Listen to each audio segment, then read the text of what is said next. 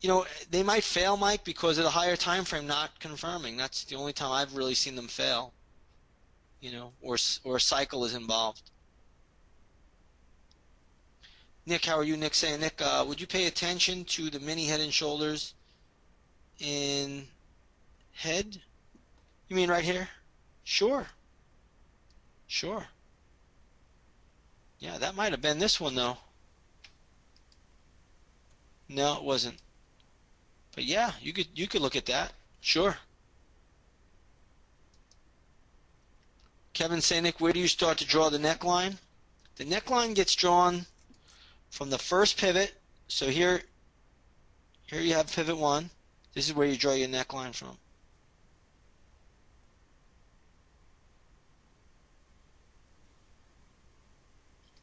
Okay? And you got your head, and you got your right shoulder, and it closes below right there. Okay? Alan Sanick, if you use a monthly chart, you wouldn't stop out until close above the monthly basis. Doesn't that leave a large window for losses? It does. It leaves a huge window. So if you got in here, that's probably around $36. Your stop out would be at, a close above 40. So, yeah, it does.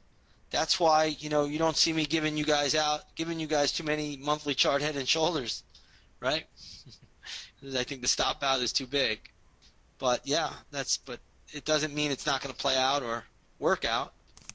But yeah, you could have a rather large stop out. Yeah, head and shoulders, you're not going to need any factors, Lily, if you get it. Okay?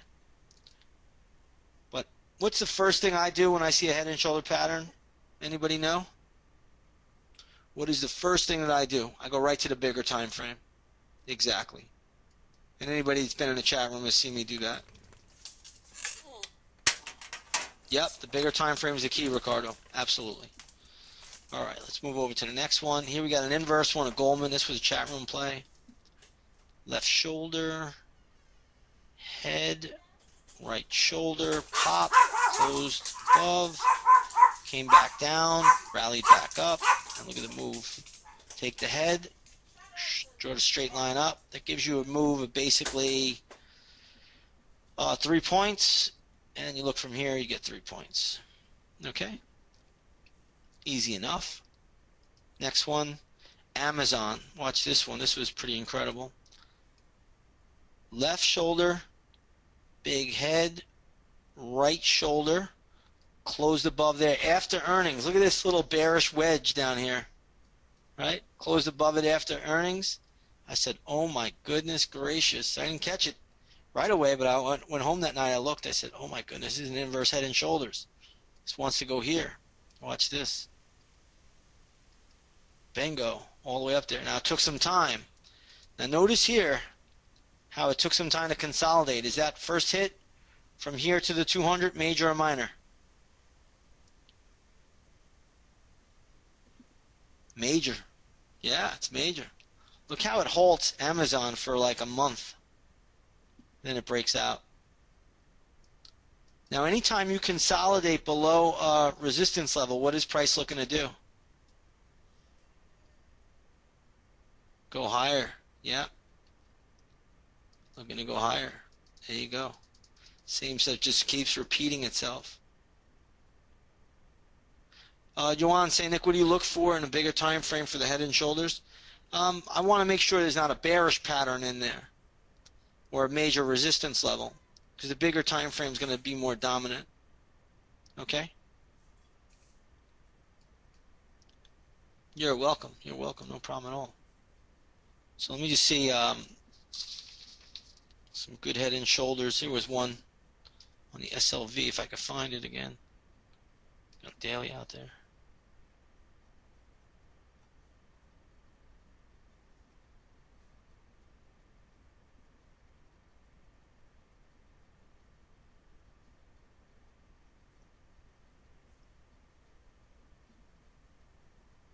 There's so many, but I'm just trying to give you guys a good example.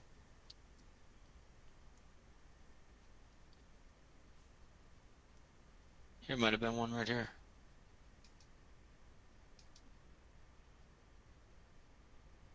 Yeah. So you got a left shoulder, head, right shoulder, triggers. Watch this.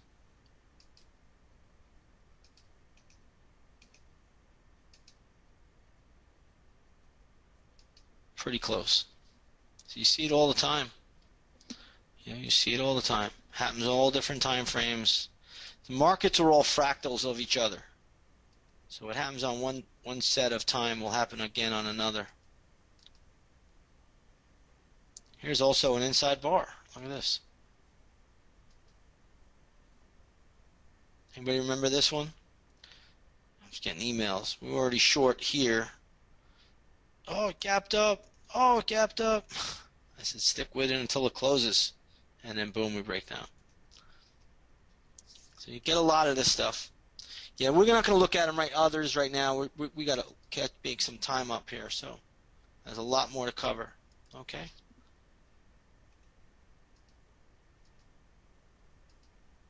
Bull and bear wedges. Does anybody have any questions, Randy? If it doesn't have to, it does have to be at a high or a low. What has to be at a high or a low? Elaborate a little bit more on that question for me. It doesn't have to be at a high or low. It doesn't, no. No, but anything at extreme lows has a tendency to fail, and anything at extreme highs has a tendency to fail. Okay? That's just a good rule of thumb. Remember earlier today, I'm seeing this chart, I just want to bring it to everybody's attention. It's a little bit off the beaten path. But remember earlier today we talked about the long green body, the first candle pattern of the day. And here's one. Look at this. I just saw it right now. But look how rally. Look at that wide range green bar on the biggest volume ever. And that was the high end for silver. Then you got a big sell-off bar, and then now it's silver's bottoming, obviously. But see how that works? Big exhaustion candle. Doesn't really matter what we trade. It's all the same stuff. Right? I showed that earlier today. All right. Who needs a quick break? I know we've been going for probably a little bit of time now. I think the last break we took was at 1 o'clock. All right. Yeah, we're going to take a quick 5 minutes. That's it, though, guys. Just a quick 5 minutes. Okay?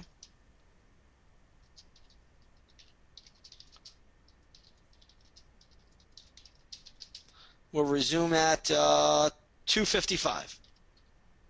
Okay?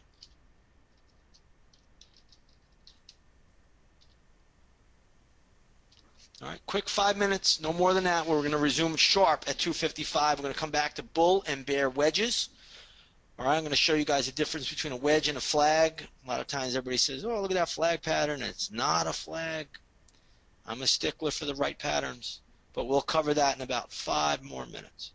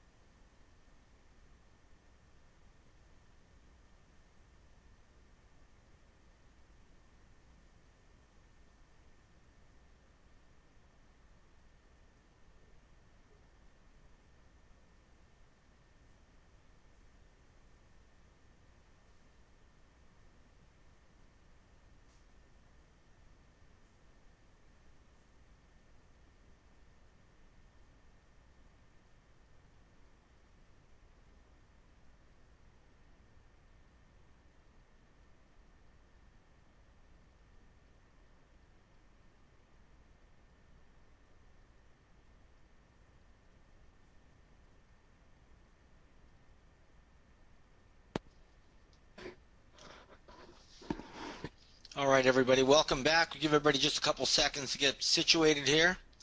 Well, we're going to start right back up. We're on segment number 6, bull and bear wedges. Give everybody just a couple seconds to get all set up here.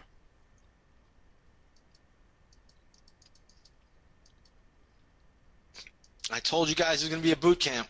Yeah, definitely did. This is not, there's a lot to cover. A lot more, too. We're just getting started.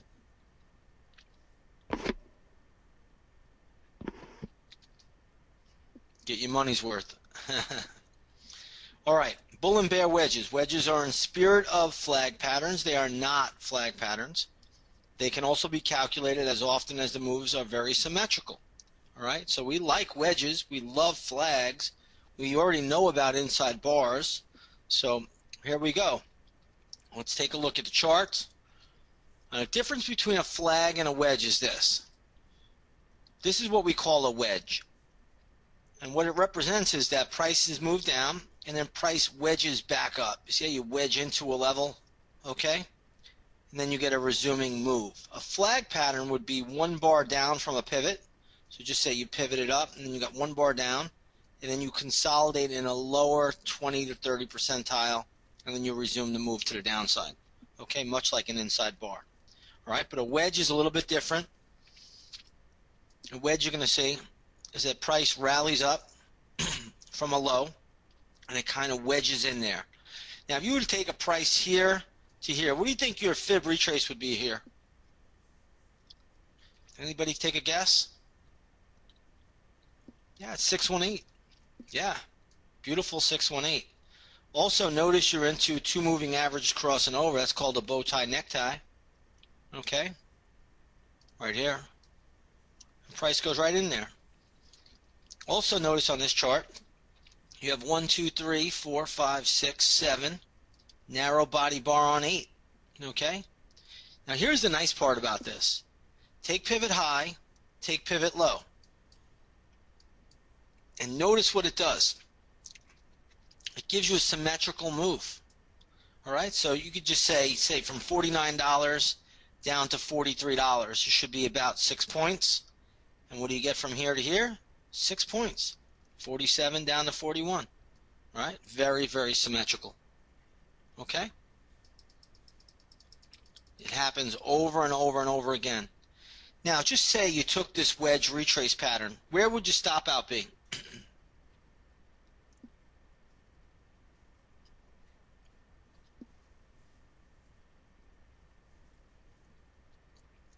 Yeah, you could use the red bar high if you want. You would not put it at 48. Okay, so it would be above the red bar high, or you could put it above this pivot. Okay? All of them are good. It just depends on how much risk you want to take. But if the pattern plays out, it shouldn't even get there. Okay? Now here we have a chart of the transports. Any of you that know me know I follow the transports and trade them quite frequently.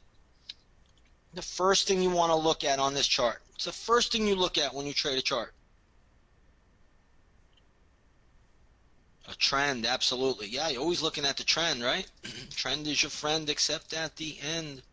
Always remember that. So here the trend is up. All of a sudden price starts to trade below the 50-day moving average. What does that tell you? Price is in a strong technical position or a weak technical position? It's in a weak technical position. Yeah, no doubt. So now you see in price in a weak technical position, rallies up, and it comes right down with a stiff 2-point drop. Then notice what it does. It consolidates. So you take red bar, like an inside bar, 1, 2, 3, 4, 5, 6, narrow body, starts to break on 7. This gave you 2 points. What are you going to look for on the downside? 2 points. This is what we call the flag pole right there, okay? Different than a wedge, okay? But now you know that you have a downtrend. Can you look for more than 2 points in this equity? Absolutely. Absolutely. Okay? The bear flag or the bull flag are the best risk-reward trades that I know of. Period. There's nothing better. Okay? Very similar to an inside bar, but better odds. Okay? Because what happens here is that the price action in the chart can't even get to the halfway point. It stays at the lower 25 to 30 percentile. And it's just telling you it's weak. Then you add a downtrend on top of that. I mean, it's like, whoa, this thing could really go lower. Okay? So you're seeing real weakness out here. But there's nothing better than a bear flag or a bull flag. Remember, you have to come from a pivot high, and then you have the flag pulled down, and then you're consolidating a lower percentile. Now, write this down about bear and bull flags. Write it down. Bear and bull flags are some of the highest risk-reward trades in our favor for the trader. However, they have a tendency to fail at extreme highs and extreme lows. So if you ever get a bull flag at an extreme high, be careful. They have a tendency to fail at extreme highs. If you ever get a bear flag at extreme lows, they have a tendency to fail at the extreme low. Does everybody understand that? And later I'll show you some examples of that. Okay? Kevin Sanik, so is a bear flag lower than 30%, and inside bar is above 30%? Correct. Faye Sanik, does the angle of the wedge matter, Nick? And the best flags work with strong trends. Everything works best with a trend. Everything. But the angle generally will matter, but it's more about how it comes into resistance. Okay? We'll cover more of this. We're going to cover more of this. Relax. We'll definitely get to more of this. Here you have a chart of Microsoft. This is actual trade. Pivot high. You can make pivot low. Inside the red, it got above there in a close, but what kind of trend is it? Okay, downtrend below the moving averages. This is what we call a wedge. Also, what kind of retrace you think that was? 382. $30 price level. 382, downtrend. Can you short this? Can you short this? Absolutely. Where would you put your stop loss, Lucas? Scott, where would you put the stop loss?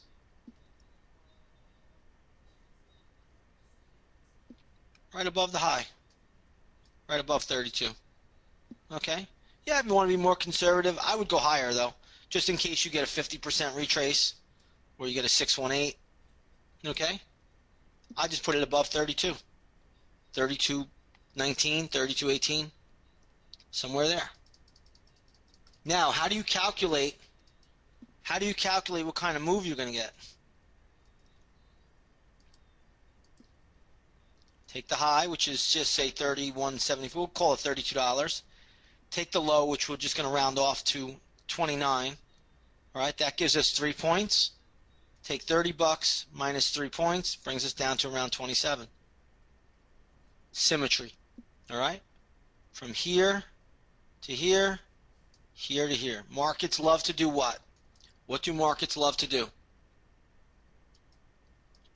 Repeat themselves, just like people. Okay? They love to repeat themselves. All right, excellent. Let's go to the next one. Nutrisystem. This was a trade. I don't think any of you were around when this happened. But either way, what is price telling us when it closes below the moving average? Weak trend or strong trend? Yeah, we're weak technical position. Okay? Definitely. Weak, weak, weak. Look what happens. What kind of pattern is this?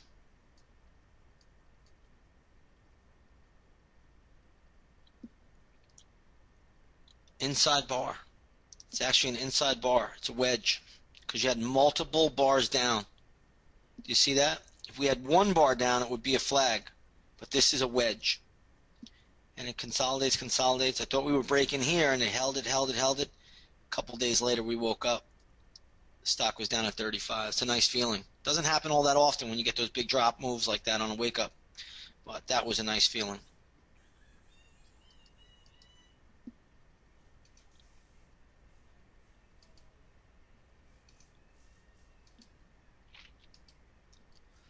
Here we have a chart of an hourly spider. Okay. What kind of pattern is this? A wedge or a flag? What is this? A wedge or a flag? Flag. Are there any better risk rewards than a flag? No. Why is this a flag? Moved up. Now you got one big drop down. This is what we call the flag pole. Okay? You got the flag pole, so it's a flag. Now, where did it consolidate? Lower 25 to 30 percentile? Or up here? In the lower 25 to 30 percentile, right? Never got to the halfway marker, never surpassed it. That's a flag. Look what it does. 1, 2, 3, 4, 5, 6. Narrow body. Drop on 7. You're looking for a 2-point dipper. From here, 2-point dipper. Trend is down. Can you look for more downside? Absolutely. Trend is down. Try to ride it out as much as you can. Trail your stop loss. Brandon saying, Nick, after the pole is an inside bar. Yeah, all flags are inside bars, but they're just consolidating at the lower percentile. Okay. You're welcome. No problem. Valero. This was a hedge fund trade. What is the first thing you're going to look at on the chart here? First thing you're going to look at, trend. Trend is your friend except when? At the end. Trend is up or down? It is down in a big, big way. Trend is down sharply. Okay. Is this a wedge or a flag? It's a wedge. Yeah, it's a wedge. Lucas, do you understand why it's a wedge? You have multiple bars down from the last pivot. If you had one bar down, it would be a flag. But you have multiples. Okay? So multiple bars down, then you have an inside bar. Turns into an inside bar. You take this pivot to this pivot. You get roughly a move from, say, 55, let's just call it to 30, 15 points from here. 35 minus 15 points should get a move.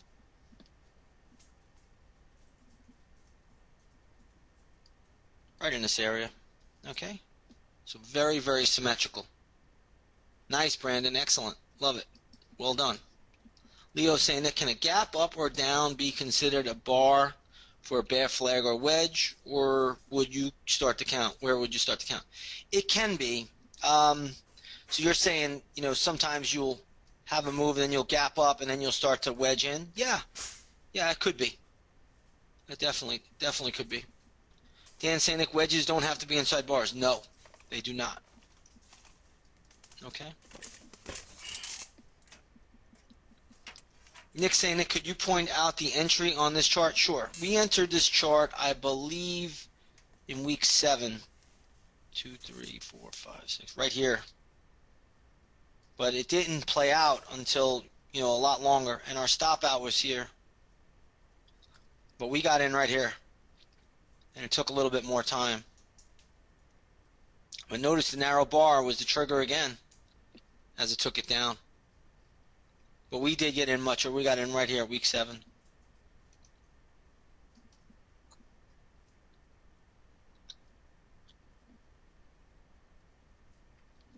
I think we exited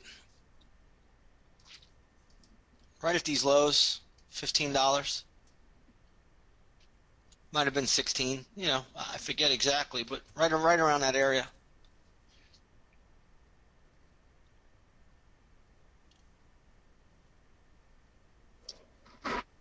Keith saying that can you point out Twitter in a bit? I'm not going to do live charts right now, Keith. We got too much to go over. But when we get to the end, we'll start looking at some different equities, okay? So just bear with me. We're only on the 6th segment of the day. So we have 15 to go. All right.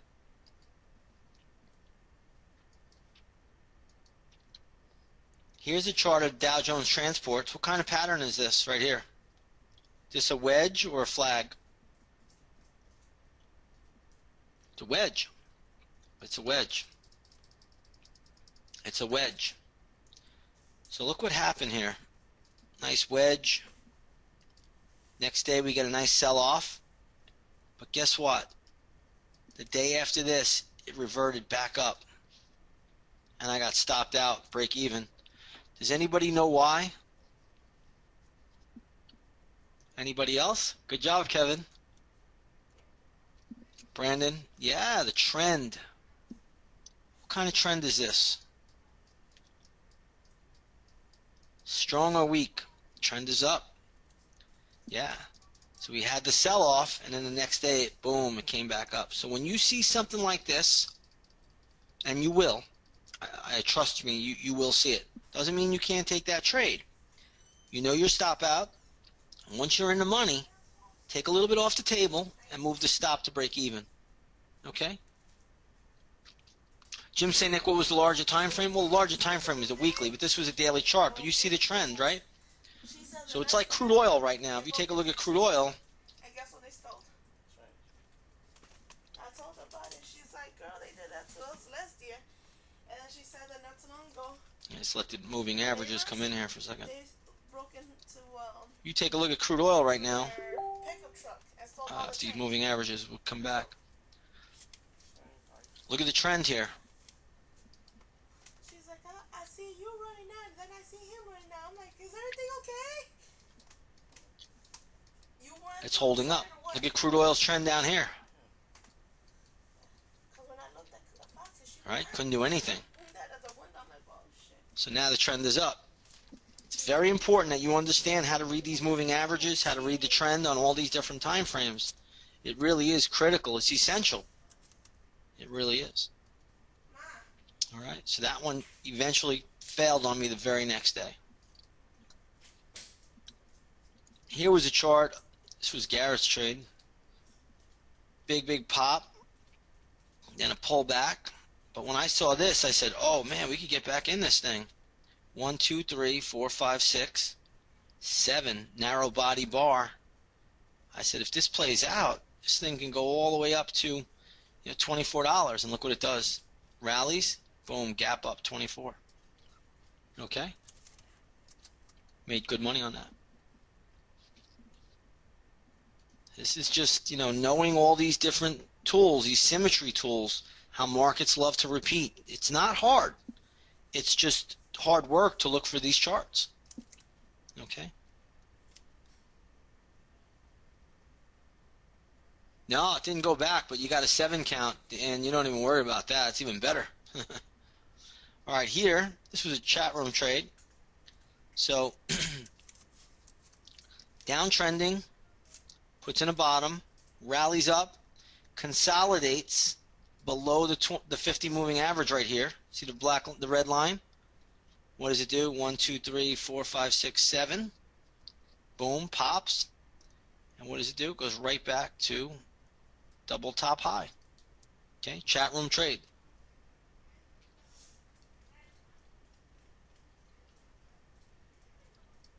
Okay, same stuff.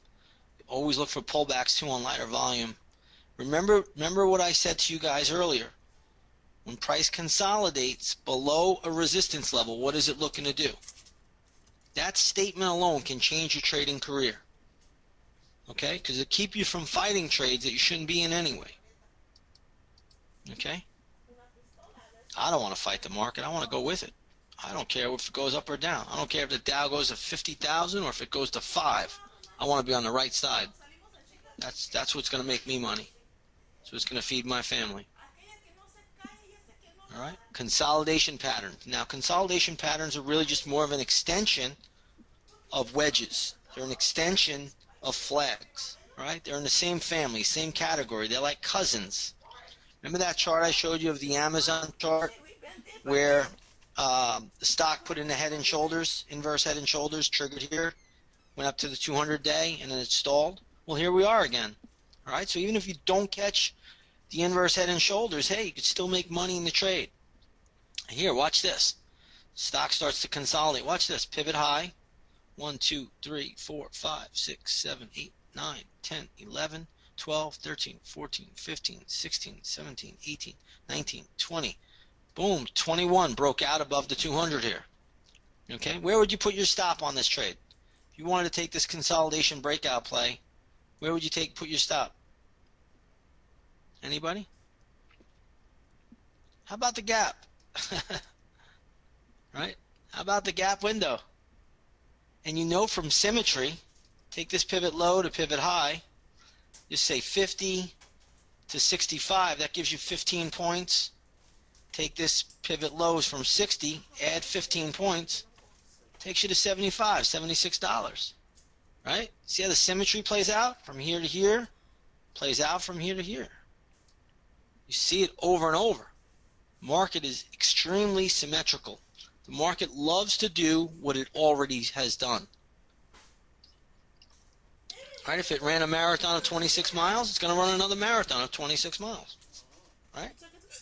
They don't change the marathon. The marathon's always 26 miles. Same thing with stocks. Same thing with stocks. Also notice this. This is an important observation to make as well. You'll see how this broke out above the pivot high. And what did it do? It back tested it. I love back tests. Because back tests are validity. Alright? They're just validity saying, hey, we want to go to target. Okay?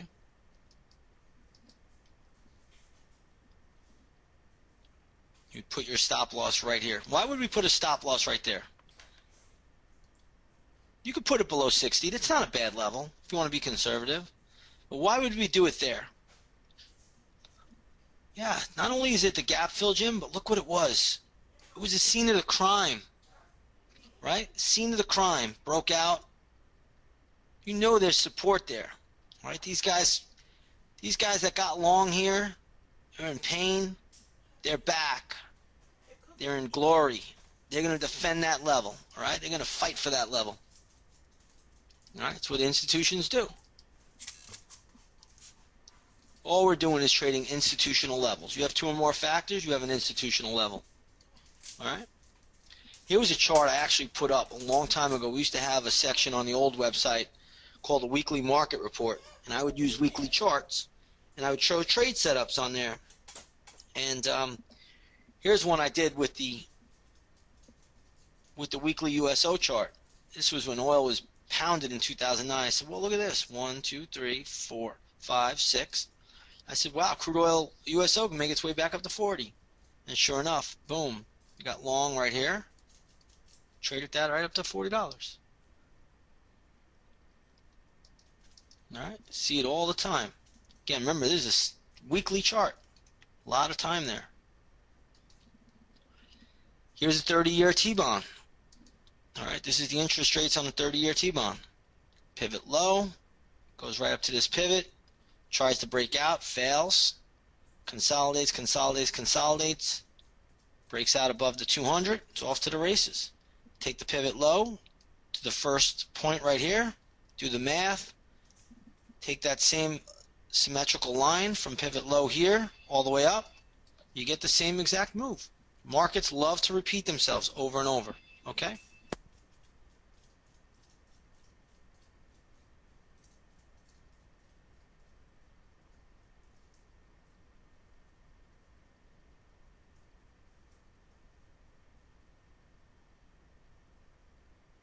Let's take a look at the next one here.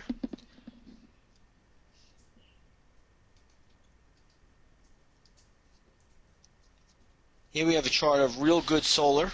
Okay, it doesn't really matter what it is. It could be anything. Big, big move. When you get a big, big thrust from a low, what is that telling you?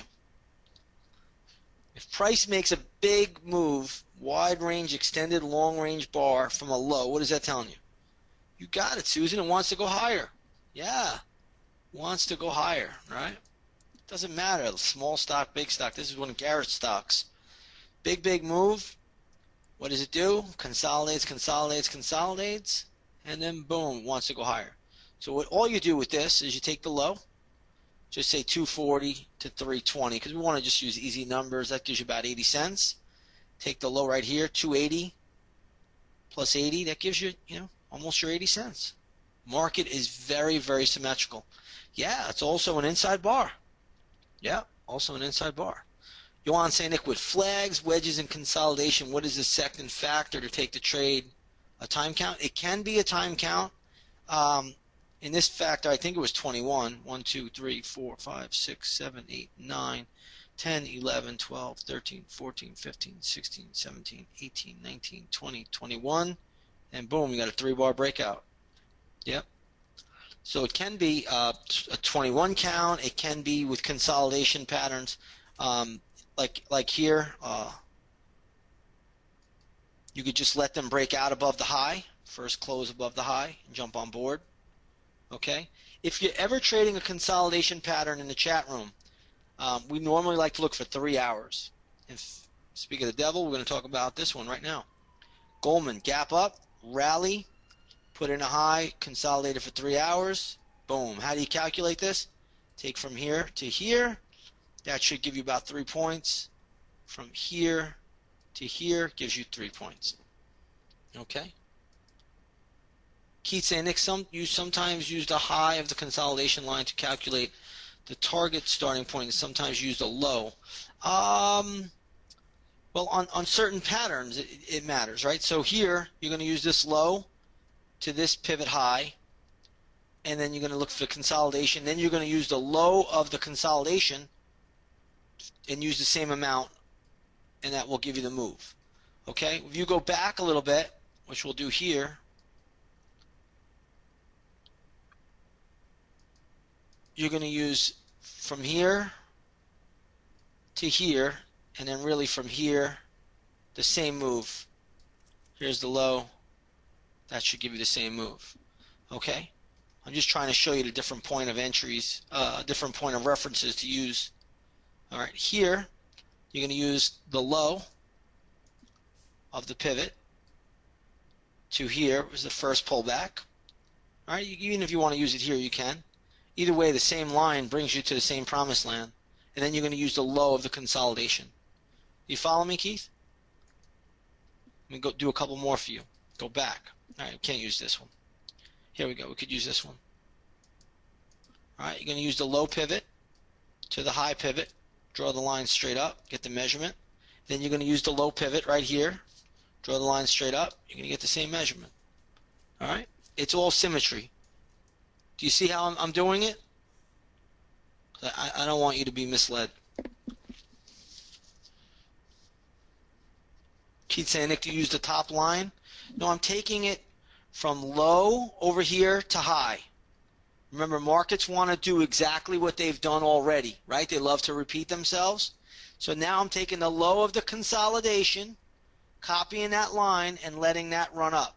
So just hypothetically, say this was 50 to 65. I'm just trying to use easy numbers. You're looking at 15 points. This is 60. Add 15 points, you get 75, 76 in that area. Okay? Like from 65. Yeah, we don't worry about this one. This is just giving us our measurement of what the move is going to be. Then we're going to take the measurement of the low of what the move will be. Okay? The low of the consolidation. Two different, remember, markets love to go up, consolidate, go up again. Right? That's the ebb and flow. So you follow me, Keith, on that? Taking the low, you're getting this measurement. Copying that line. Then you're taking the line over here, copying it, and you're getting your target. Okay?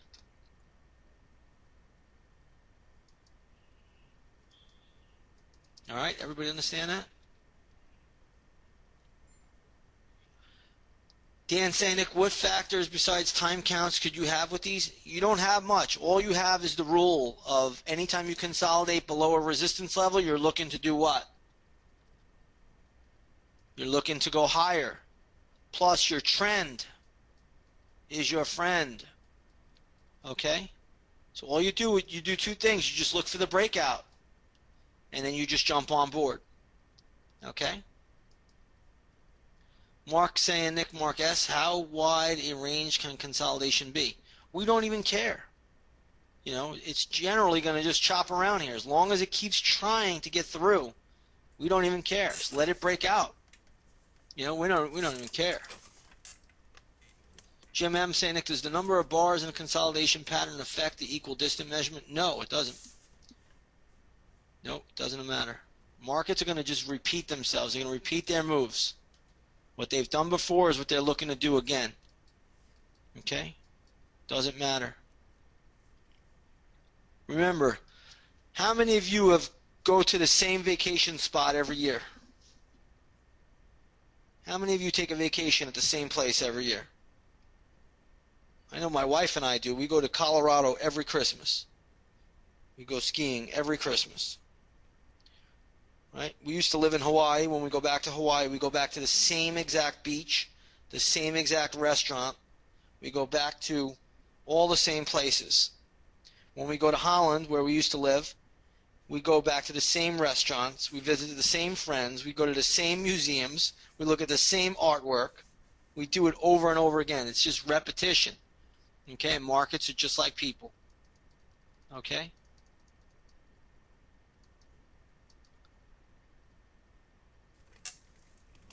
No, you don't add it from the breakout point, Keith. No. No, you don't do that. You add it from the low of the consolidation. You're cheating if you add it to the breakout point. It's not the way it works. Okay? Yeah, no, you don't want to do that. You always want to err on the side of conservatism, right? You'd rather be conservative, right? I'm not a person that goes out there and I'm not flamboyant. I don't want more than what I'm supposed to get. Give me what I'm supposed to get, and that's being conservative. All right? So, again, no matter what chart you're looking at, you always want to err on the side of being more conservative and take it from the low pivot of the consolidation. Okay?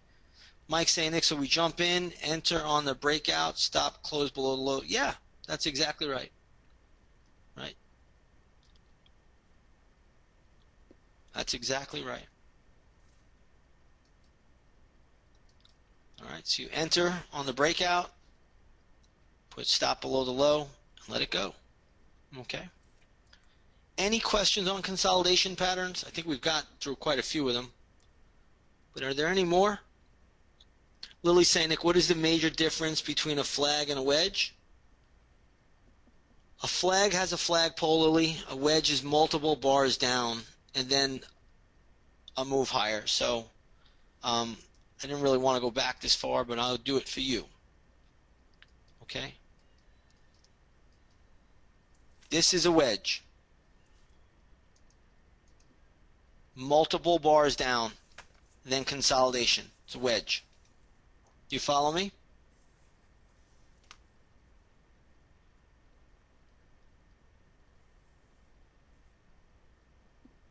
Okay? That's a wedge.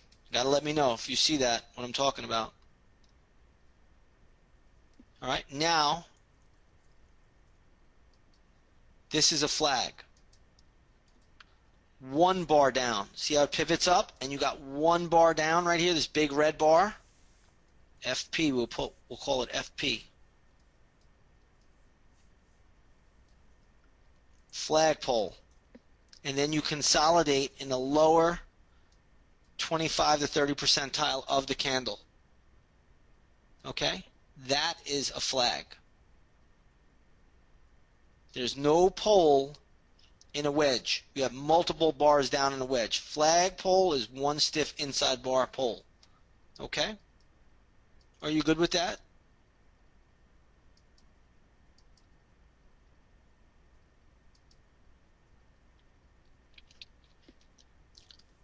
Just let me know.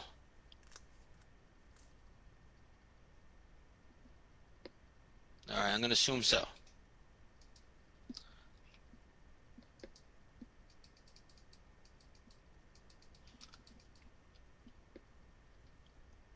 Alright, anybody, any questions on consolidation? We're going to move on.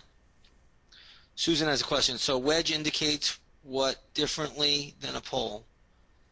Yeah, a flag pattern is a pole. You have a pole to it. A wedge pattern, you have multiple bars down. Write that down. Write that down. Remember that.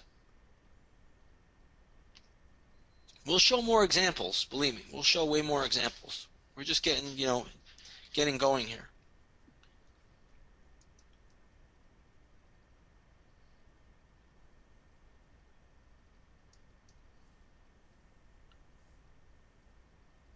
Nope. What did I say before, Yuan? There's nothing better than a flag pattern.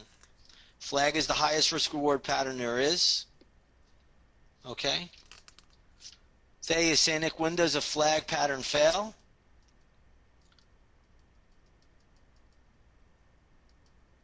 When it closes above the red bar high. It's the same rules as an inside bar. Okay? Same rules. Nothing changes. It's just showing us that it has extreme weakness. It also has a tendency to fail when? Anybody know? Flag patterns, wedges have a tendency to fail where? At extreme highs and extreme lows. Write that down. Those of you that did not write that down, write it down now. I tell you guys to write things down for a reason. You're going to remember if you write things down. Okay? Vishal Sainik, on which bar would you enter a trade in case of a wedge or a flag? Have you been here all day, Vishal? Okay. So on wedges, we talk about the 7 bar, right? Narrow body bar, 7. That's where you generally want to enter. Okay? On flags and on wedges. Okay? Excellent. Ricardo saying, Nick, lower the charts. Okay, excellent. All right, we're all caught up. All right, let's move forward here. We still got a lot more to go.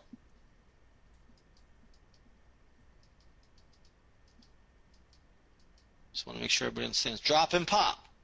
Very simple. We've already covered this. As above, so below, so it works the other way around too. First breakout, first pull back to the 20 is usually a buying opportunity. All right, I'm not going to spend a lot of time on this, but it's important to note. All right, how about the second time? Is the second time breakout any good? At the 20? Absolutely not. No way. First time only. Okay? First time only. Here's a chart of FAZ. This was Pat W. trade. I don't know if any of you know her. She's from the chat room and also a Research Center member with us since 2007. She says, hey, Nick, can I buy this into the 20? I said, certainly, Pat. First extended move. You know you can. And sure enough, gives you a nice pop.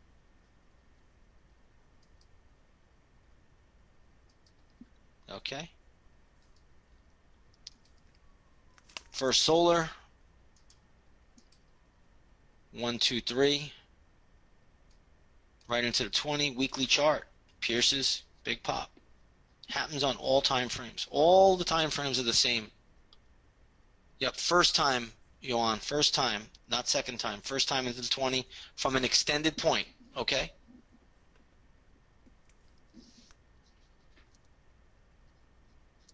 Okay?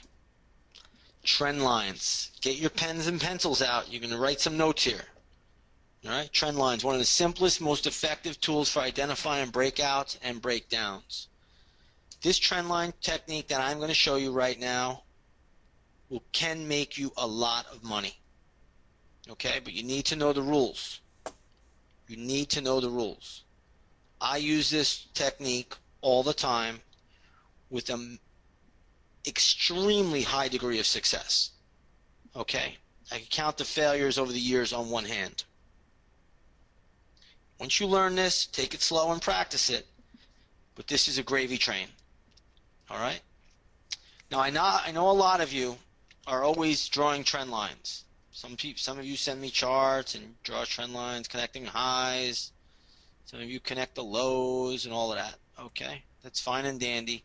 I'm going to show you the correct way to use trend lines right now. Okay?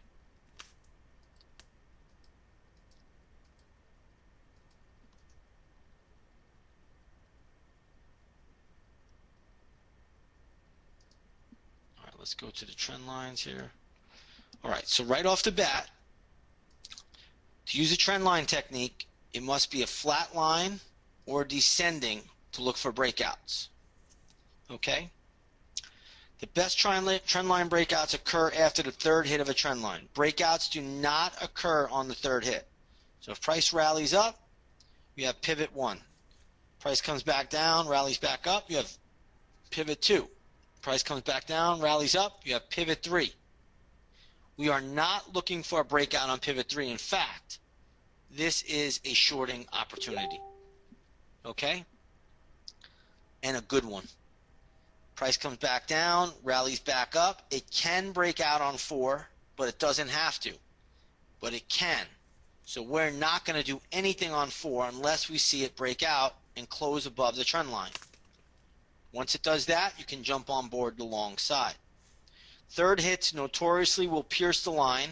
However, I don't even remember when a trend line has broke the third line on a close. It's usually a shorting opportunity. If you're aggressive, you could even short it on the pierce. Fourth hit, if it doesn't break through, comes back on fifth hit, closes above the trend line, you jump on board. Another thing that's important to remember, price must be very symmetrical in time between each one of these pivots. Does everybody understand that so far? Okay? Does everybody understand that so far? All right, let's get rid of these lines. I want to clear this up too while I'm here.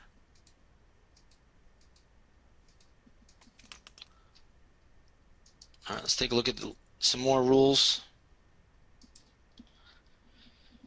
Next up, we have just the opposite, trend line breakdown. So that means stock is trending higher, making higher lows and going in an upward, lower left to upward right trajectory.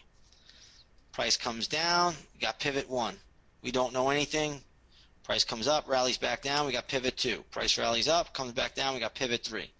Pivot 3 right here is what kind of an opportunity? Buy or sell? It's a buy. It's almost a buy with both hands opportunity. Yeah, it really is a buy. Rallies back up, comes back down. What are you going to do on 4? What are you going to do here? Nothing. Nothing. Unless price closes below the trend line, then you are going to go short. Okay, I like that, Lucas. Neutral and wait. Unless it closes below, then you enter short. Rarely do we break down on 4, but we can. Okay, rarely does the market break down on a fourth hit of a trend line, but it can. Okay, that's what we need to remember. But we let it close below the line. We don't do anything before that. Rallies back up, comes back down, closes below, you get on the short line. Okay? I'll show you guys how to calculate this in just a minute. Third hits. This technique is worth knowing just for the third hit of a trend line. I've made small fortunes off third hits of trend lines. Okay? Literally small fortunes off third hits of trend lines. Yeah, you know the technique, Doyle. Excellent. Yep. Dan saying, Nick, 20 bars or so, it doesn't matter. It's just in time. Could just count the amount of bars between time. It's just got to be somewhat symmetrical. So in other words, a good question, and I want to bring this to light as well. So just say we have a line right here, and price is moving up, price is moving up, price is moving up, and all of a sudden we get price doesn't get to the fourth hit until over here. This has a high tendency to fail, okay? But something like this, where it's pretty much symmetrical in time, that's a good one. Sue saying, Nick, do drop and pops plus third hits need secondary factors? No. No. Drop and pops, though, you're normally going to get a secondary factor. It'll probably be an even number. It'll probably be a fib retrace. I mean, the more factors you can find, the better, obviously. But trendline techniques, you don't need it. Okay?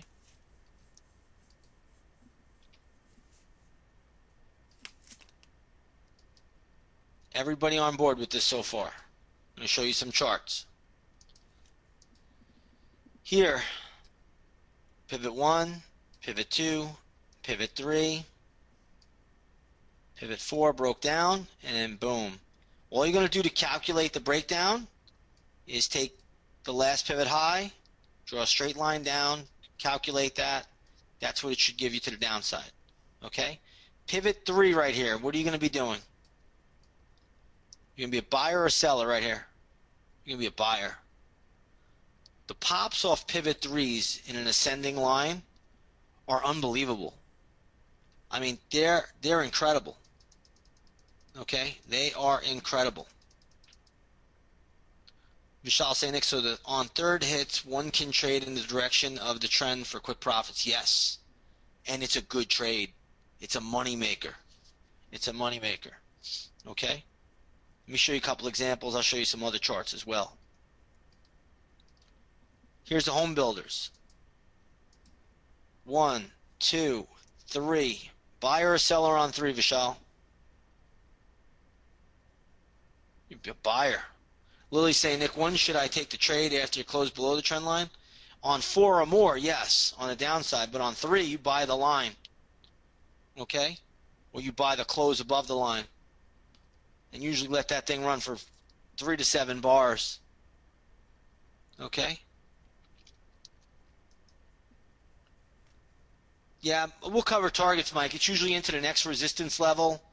Sometimes 7 bars. It could be higher, but usually get a great move on 3s. Here's why. Because 3s notoriously will pierce the line. What is the public going to do when they see a trend line and it breaks? What are they going to do? What's the public usually going? They're going to go short. So right off the bat, you get the short squeeze. Then on top of the short squeeze, you've got people like me that know about that. It's jumping on board. I mean, it's tremendous. It's one of the best trades you're ever going to find out there. You know, it's pretty incredible.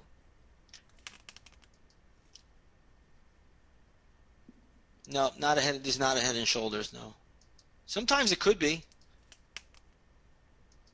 but you're going to look for, you know, minimum 3 to 7 bars, next resistance level. We'll cover a few more of these. I'm going to get more into it. I just want to let you guys see what happens on 3s. So here, 1, 2, 3, 4. Never close below. Never close below 5, and this was, boom, this was February 2007. My greatest one day of trading ever. What a fall. This is one day in the S&P. 1440 all the way down to, you know, 1387. It was even higher than 1440. It was like 1450. Tremendous. But 3, what are you going to be doing? Buyer. Now, if you get multiple bars on a 3 daily chart, it's what we call a cluster. It's still fine. Until it closes below, stick with it. Okay?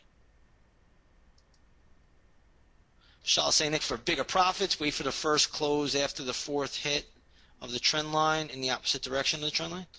I'm not even sure what you mean by that, but trend lines won't break down until the 4th hit or more, but you got to wait for a close below. Do not short on the 4th hit. Okay? Brian L. saying, Nick, does the angle of the trend line matter? It does. You don't want to see an angle pretty much more than 40 degrees from the pivot, first pivot. Okay? Good question. Great question. Dan saying, Nick, this sounds better than the inside bar. It's pretty spectacular. It is pretty amazing. Here, watch this trade. This was one I did a long time ago. Got to show it though. All right, so this was Mercado Libre. Forget exactly where it was.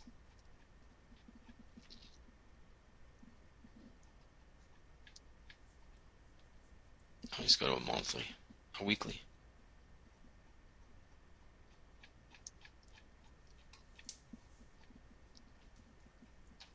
That was a daily setup. I'm just trying to find it here.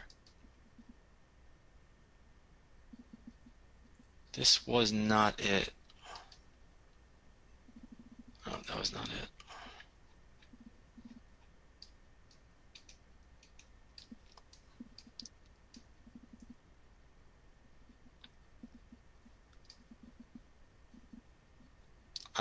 I don't remember exactly where it was. It's in here somewhere though.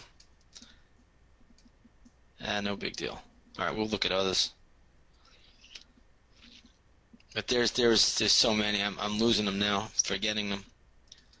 All right, here's another one. This one's where you do have an inverse head and shoulder as well. So here you can see 1, 2, 3, pierces, short. Look at that, 1, 2, 3, 4, 5, 6, 7. Narrow body, then it moves back up, breaks out, back tests. As long as it don't close below the line, it's good. And that takes you higher. Your target on this, you just draw a straight line up from here, and that should take you, right to here. That's all you're looking for. I'm just trying to see some of these. I have so many that I've done. Just trying to find them all.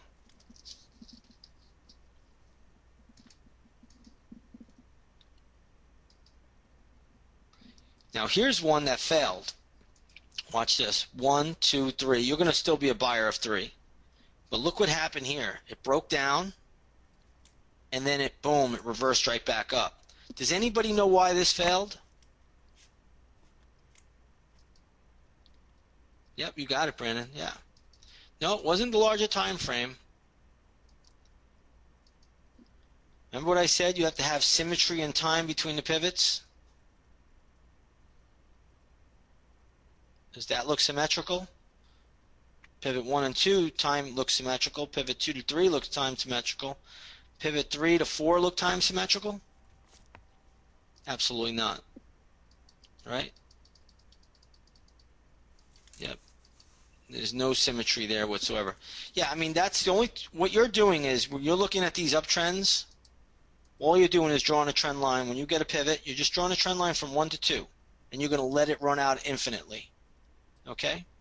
Third hit, you're going to be a buyer. Right? Because markets don't break down on the third hits. They go up. That's just the nature of it. Right? Think of it this way. Jesus was in the grave for 3 days. What did he do on the third day? It's a great way to remember it. He rose. All right? Same thing. Okay? Telling you, the ancients were passing on knowledge to us without us knowing it. It's just man's ignorance not to listen. That's all it is. The third target is a good question. Vishal saying, what would the profit on the third hit be? It's hard to say. I like to generally let it run to the first resistance, and I take off half. But once you're in the money, make sure you have a break even in there. Okay? But sometimes the third hits can be just huge moves. I mean, massive. Okay? Well, the bearish one, as above, so below, Ricardo. So, you can get the bear. I'm just trying to find out. I got some good bearish ones here too, but I don't. I can't remember that Mercado Libre one. I did that one time. It was pretty good, but I just can't find it here. I'm just looking for it.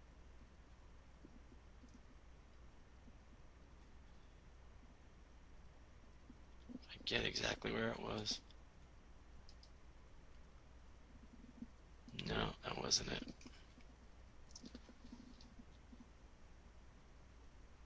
I gotta look. I can't remember it now. Oh, right here, I think. Here it was. Is that it? 1, 2, 3, then broke down. Well, I don't think that was it. Here it was. Here it is. So here it is. So I wake up in the morning, and I'm looking at stocks that are trading higher. I look at this chart, and I said, oh my goodness, 1, 2, 3. I said, third hit, descending trend line. What am I going to do here? Short. Look at that sell. Was that incredible? That was probably the best one ever. Yeah, I did it on GM too, but that was a third lower high. Right, it was pretty good, but I did it on the third lower high on the General Motors. I think that was a weekly, right? I forget now. So many. Yeah, it was right here.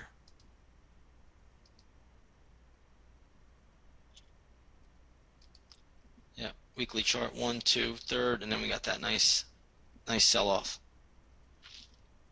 But third lower highs, you guys probably see me looking at that all the time, right? So I'm always looking to short lower highs. Always looking to buy the third higher low, even if it's not a trend line, even if it doesn't conform to the trend line. I'm always looking at it to do it because the moves are just, they're so incredible. You know, they are really actually so incredible.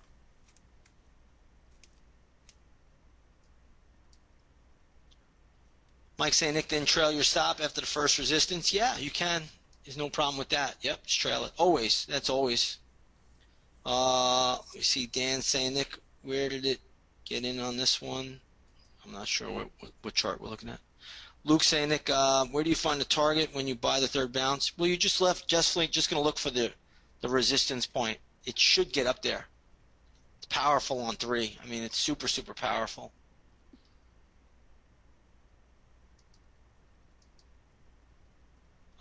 Johan saying, Nick, you buy the next day or wait for a retest of the trend line. On 3s, I usually will buy the line, or you can wait for a close above it. Either one will work. Should work. Steven saying, Nick, do you need a secondary factor when using a third hit? Nope. No, you don't. If it closes below the line, get out. That's all you need to do. Dan saying, Nick, do you short upper trend lines and uptrends? No. I'm glad you brought that up, though. So upper trend lines, just say, for instance, not that they won't sell off, okay, but they're minor. All right, so this will be like a channel, you know, they're minor, though. So say, look at this one right here, your upper trend line, you never even sold off, you went higher, right? So they're always minor. This here is major. All right, I'm glad you brought that up. Yeah, that's major. Here's another one, spiders. 1, 2, 3, boom, breakdown. You see it a lot. It's a moneymaker. Here's another one, transports. 1, 2, 3, 4, close below, back test. Look at the break there. You will see back test though. Doesn't happen that often, but you'll see it. Okay. No, it was a short, Doyle, downward trend line. But yeah, there's been so many over the years. I've lost track of them. Leo saying, Nick, if the symmetry is not the same on the third hit or close to the previous 2 hits, is it still good? As long as it's somewhat close, yeah. It's never gonna be exact. Okay? But the line, you know, you're gonna have a level line. So make sure, you know, if you're gonna do anything with a trend line, you know, you make sure you use your trend line tool, right? Because you want that line to be, you know, right perfectly. You don't want it.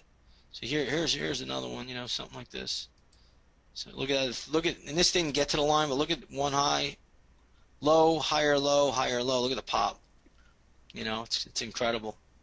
So you see that quite a bit. Third higher low is pretty intense.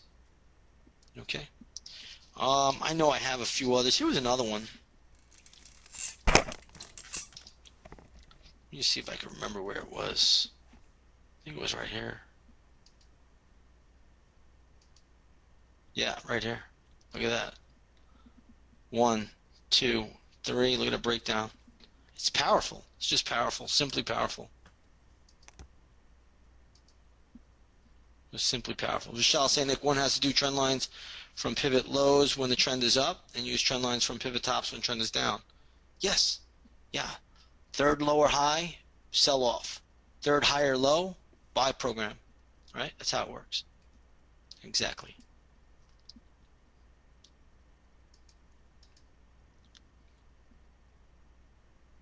And guys, we have a DVD out in the Money Stocks methodology. It's not the methodology DVD, but it's strategies revealed. That covers this pattern, right? So you can always get a copy of the DVD. Pivots to a top. There's a pattern that's very, very effective at finding highs in the markets. Okay, pivots to a low is very, very effective to find lows in the markets. Okay. Now, when you're looking at pivots to a high, this is a very, very tough pattern. Okay, it's tough for me, but it's effective. So please take 6 months and study it, practice it, look at different charts. Don't take my word for it. So in 2000, you had a pivot. Now these must be standout pivots. They're not pivots. This is a monthly chart. Notice that this is the standout pivots. Strong markets, sometimes you can get double top or 4 pivots. Weak markets, you generally only get 3 pivots, and then the market rolls over. Also, remember what I said to you guys. I said bullish flags, bullish inside bars, wedges, they have a tendency to fail at highs. Look at how this bullish pattern failed in the high in 2000, right? S&P right here, boom, failed. Right, got all people on board, faked them out, and then failed, and you could see the breakdown. But again, I always watch for 3, sometimes double top, sometimes even a 4th pivot, and then you go lower.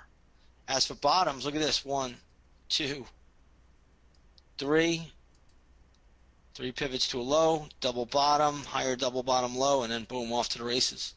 So you'll see a lot of this take place. Okay? Yeah, it could be. Generally, it's, anytime you put a pivot top in, you're going to usually get big volume. But the volume don't even matter. It's going to be looking for the standout pivot. Now, this is definitely hard to follow. Okay? It's hard for me, and I've been doing it a long time. I look for it all the time. I probably have one of the better eyes to see it, because I've been doing it for so long, and I still can sometimes miss it. All right, here's a chart of GLD. You're going to notice I drew a faint upward trend line because I know if we get a 3rd pivot, they're usually going to be 3 to 4 pivots. Now, this is a strong trending market, right? Pivot 1, pivot 2, pivot 3, sometimes 4, and look at that sell-off. I mean, you're talking about a move from 100 to 90 in 4 days, and ultimately a move down to 86 in just a half a month. That's huge. That's a tremendous, tremendous move. Yeah, so all you have to do, Doyle, is see 1, 2, 3, 4. Then over here, even if you didn't catch it, you see a wide range bar from a high. What does that normally mean? Get a wide range sell-off bar from a top. What does that normally mean? Yeah, further downside, right? You got it, Jim. Yeah, further downside. So, you don't have to always catch it to the minute, but it helps if you know the pattern. Here was one that I got wrong and then ultimately got right.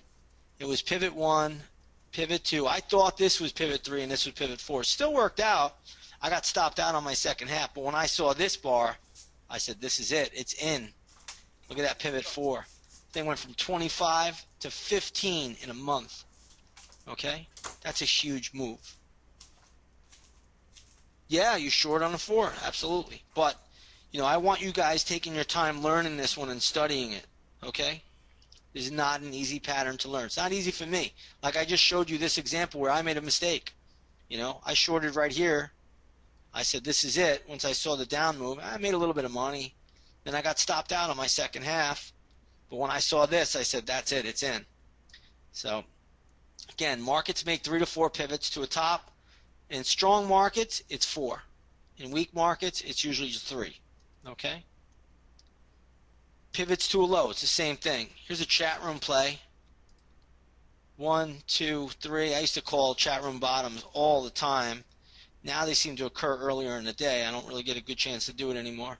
But I just use this technique. It was amazing.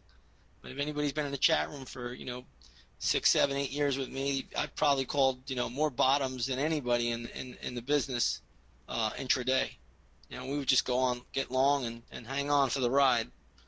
Lily's saying, Nick, does this only apply to daily charts? No. This is a 10-minute chart.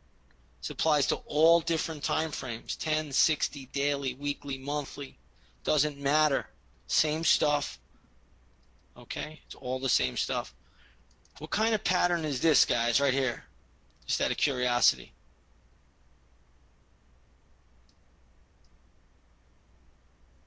What kind of pattern is that? Head and shoulder pattern. Yeah. This was, I'll never forget, this was a trade we did.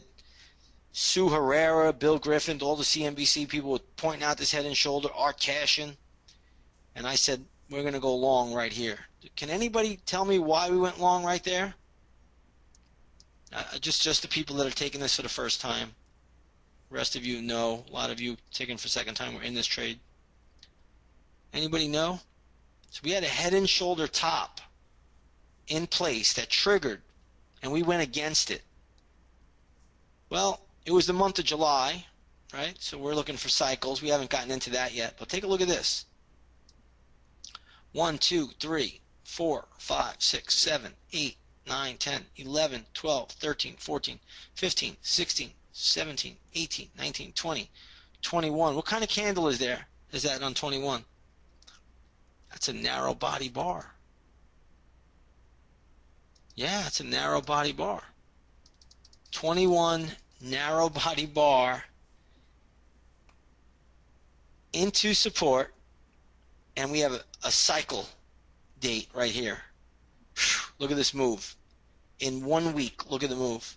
We went from 880 all the way up to 950. That quick. Okay? Just that quick. Now, write this down. Write this down. This is important. The best moves come from failed moves. The best market moves, the fastest and best market moves come from failed moves. So I showed you that head and shoulder pattern that was in the charts right here, right? Let me draw it from here.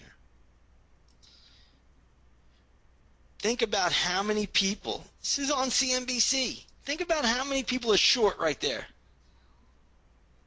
Think about how many people went short right there.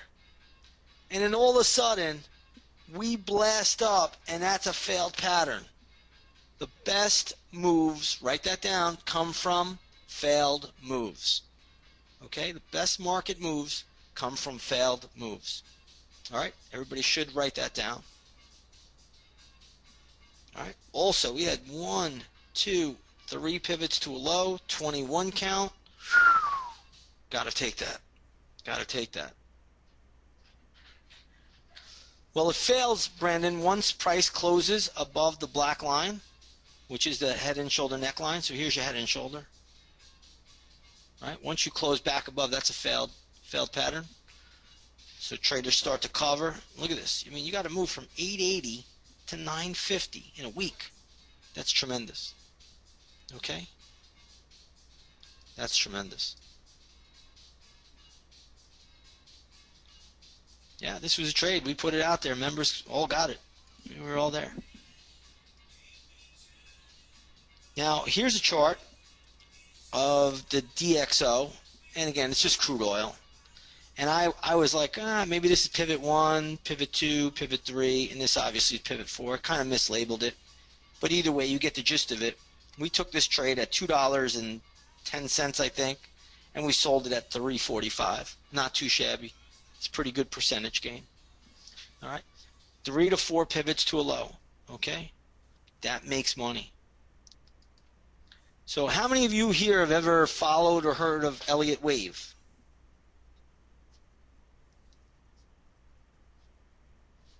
All right. How many of you understand it?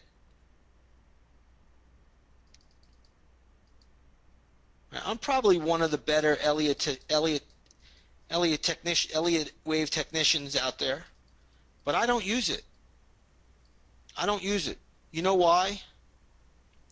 Because outside of an impulsive third wave, I've never met 2 people doing it or studying it that can give you the same count.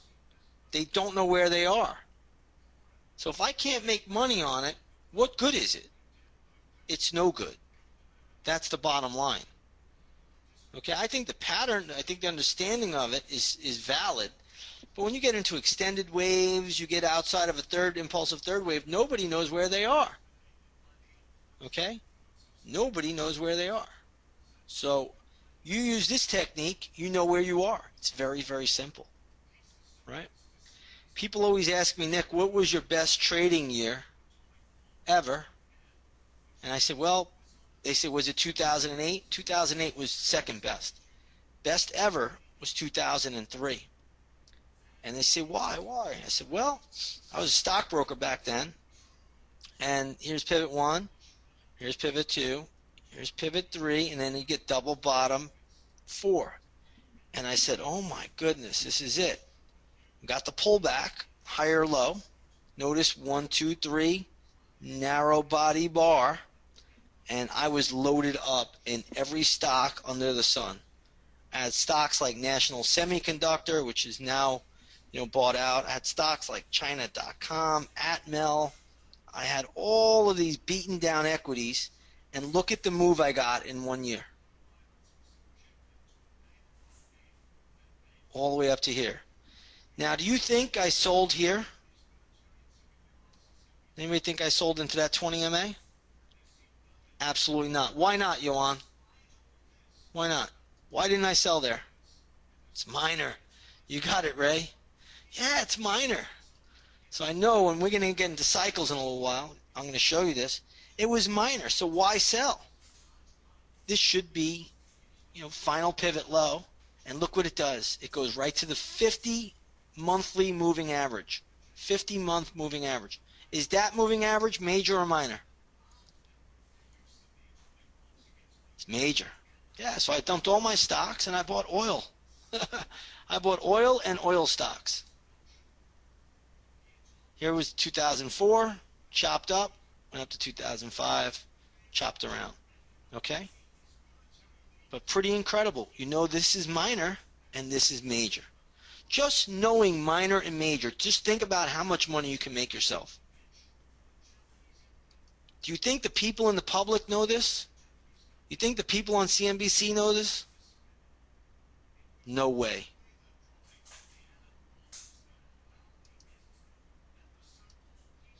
Okay?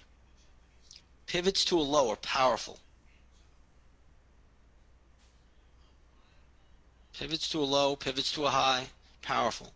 Susan saying next to your main indicator was the narrow bar.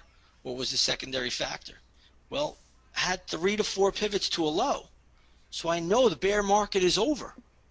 Now you get a pullback into a breakout move here, right? Price closed above this red bar high. It's an indication of strength. Pullback, narrow body bar, 3 count with a narrow body. This should be over. Look at this move. I mean, it's there for you, Okay. All right, let's take a look at the next one. Drop and pop, we've already covered that. Sentiment. We're moving along, people. We're moving along. We were going to probably get done before 6 o'clock, so we're moving along now. We just got, a few more.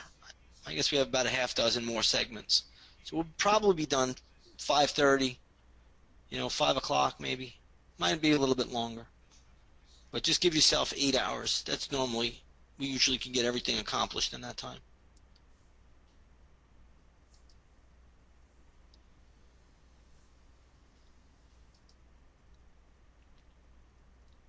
Let me see, 4 o'clock. Now let's go a little bit more. Let's get through this segment, okay?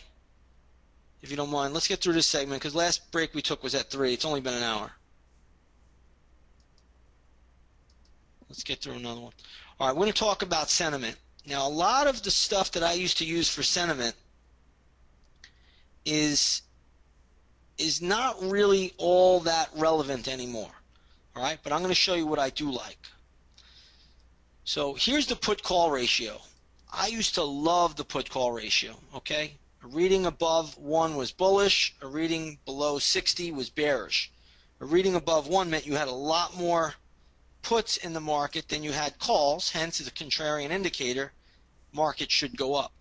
But I do not use the put-call ratio any longer, simply for the fact that it really hasn't worked with a high degree of success since the 2009 low for whatever reason.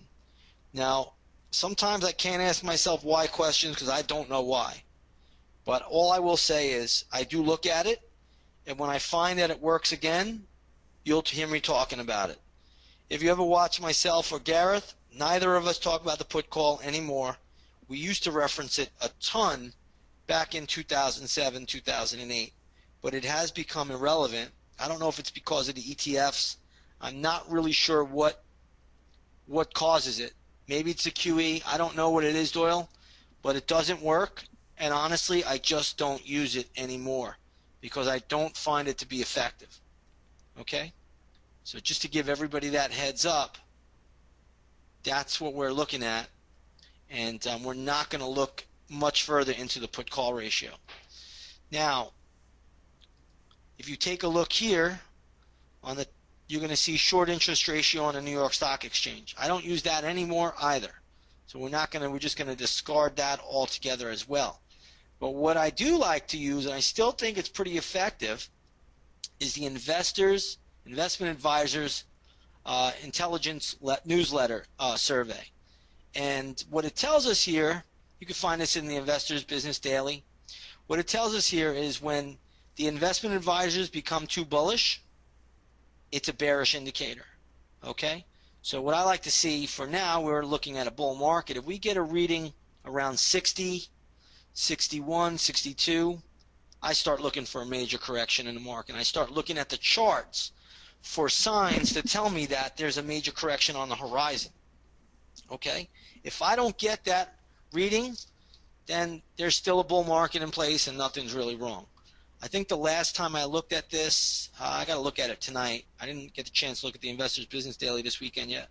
But I think we were in the mid-50s.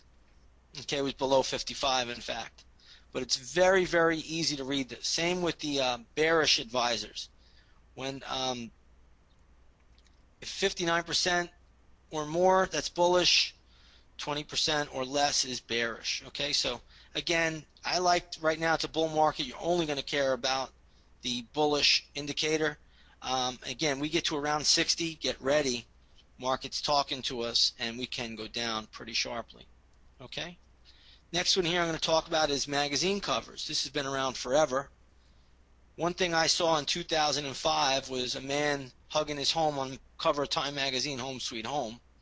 I just got done selling my house in New York on the beach, and I started to short housing stocks. But I was getting stopped out all the time. So I'm just going to show you a chart of Toll Brothers, and you're going to see this magazine cover came out on June, I believe it was June 2005, June 13th. Generally between 60 and 90 days, the market will top out after a magazine cover, and you're going to see that the market in Toll Brothers, which is the leading housing stock in the market, topped out in the month of July, early August, and look at the decline it had. By the end of 2006, this thing had gone from almost $60 a share down to around $35 a share. It's quite a significant decline. Okay, so again, take a look at this pivot to this pivot top. Notice it's 14 weeks. 14 important? Absolutely. Anything times 7 is critical. All right. Next one here, if anybody was with us in 2008, I don't know how many members here today were with us, but we still have a very large group of members from 2008. Here on May 29th, we've seen this magazine. This is called The Economist, very prominent magazine. $135 oil. Okay? This comes out May 29th. Goldman Sachs, I'm just going to pull up crude futures chart.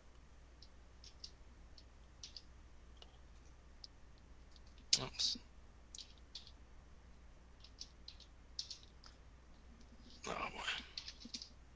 Let's see here. There we go. So Goldman Sachs, let's go scroll back all the way to 2008. Goldman Sachs upgrades crude week before 4th of July. Crude at the time was trading at $142 a barrel. It tops out right at $147 a barrel. We went short, and look at the tumble this thing had. So we put out a short alert, took a short for the members, and look at this decline.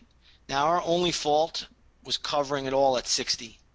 It still went down to 30. That's a pretty incredible drop when you think about it. So all in all, crude oil tops out 3 days after Goldman Sachs upgrades it. So something else you want to watch for sentiment is you want to watch these big brokerage firms. When they upgrade things at extreme highs, it's usually the end of the run. Okay? So does anybody know who upgraded gold futures right here? In fact, I think the week before they topped out. They upgraded it to $2,500 an ounce. Does anybody know who did that? You got it, JP Morgan. So JP Morgan upgraded gold futures right here at $2,500 an ounce, and it topped out basically 7 days later. Then you get a wide range bar from a high that tells you price wants to go lower. A lot of choppiness, and then you got the breakdown. So always, always, always remember, watch these big brokerage firms upgrade stocks at extreme highs. It's usually a sell signal. Now, why would they do that? Why would they do that? Yeah, they want to get out at the high. They need somebody to sell to, right? They need to create liquidity so that they can get out, all right? What happens if a giant firm, UBS, or any of these big, Goldman or JP Morgan, Morgan Stanley, what happens if they upgrade something at an downgrade something at an extreme low? How about if they downgrade something at an extreme low? It's usually a buying opportunity. Yeah, it's usually a buying opportunity. Okay? Always watch for signals on the chart. Are you ever going to trade off of anything other than the chart? Absolutely not. But you start to look for indications that a bottom could be in. You start to look for indications that there could be an opportunity very, very soon. Okay? So you always, always watch these upgrades at extreme highs and watch for downgrades at extreme lows. All right? And you never trade off of anything but the chart. The chart will tell you what you need to know. Scott saying, Nick, you don't use any fundamentals? None. Zero. I can't even tell you what a PE ratio is for Apple. I have no idea. I don't care about them. I don't care about the book value. I don't care about earnings per share. I haven't looked at a single fundamental aspect of trade of a stock in 15 years. And I doubt I ever will. It doesn't matter. It's pointless. All that matters is money flow. Are the institutions bringing the stock up or are they bringing it down? We could care less about any of that stuff. Great point. Mark P. saying, Nick, Amazon is a great example why PE is useless. Absolutely. Right? I mean, they have some crazy PE, but it is just pointless.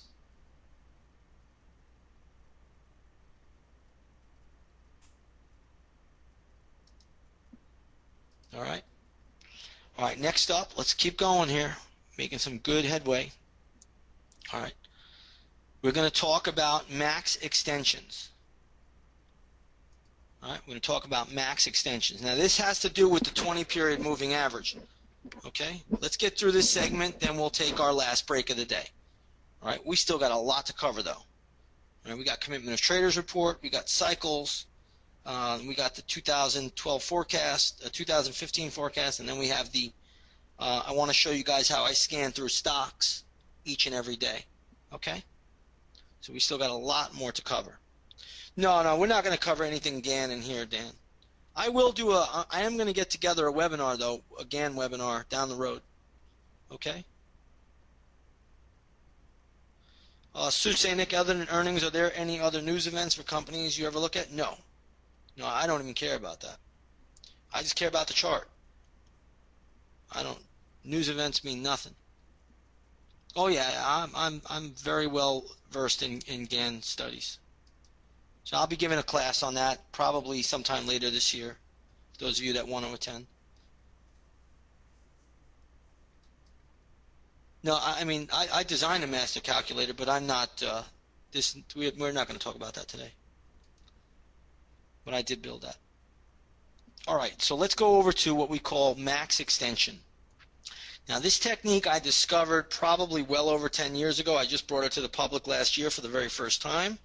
And when I say the public, I mean the members. Okay? Max extension is very, very good because when a stock becomes extended on a chart, you know it has to pull back. Everything needs to revert right back to its 20-day moving average.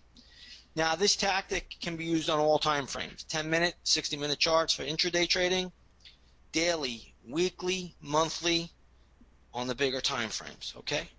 Traders can often buy or even sell short a stock using this method, provided you have factors This technique does require factors. But one thing about this technique is that if you ever get a big move, you know where to get out, and you can get out at the top. Okay? How many of you caught that ASML trade with me? Okay? I took this trade right here, ASML. How many of you caught that with me? Anybody? All right, good. A lot of you. Okay? A lot of you. So right up here, I knew that we had to get out of the stock. It was going to pull back. Okay? Off of this technique. Okay? Off of this technique. Trade like an institution, not like a beginner. That's what this will help you do. Okay? Also, you'll know when to get in, when to get out of stocks, when stocks are going to form bottoms, when stocks are going to form tops. In my opinion, that's information that you just can't buy. You can't get it anywhere else unless you know how to do this. All right? So let's go right into the charts. Let's show you how it works. So here we have, well, let me do a little reading here. When trading stocks, commodities, currencies, or anything on a price chart, it is important to remember that price can never trade too far from the 20 simple moving average on close. Try and think of the 20 moving average as the shoreline at the beach.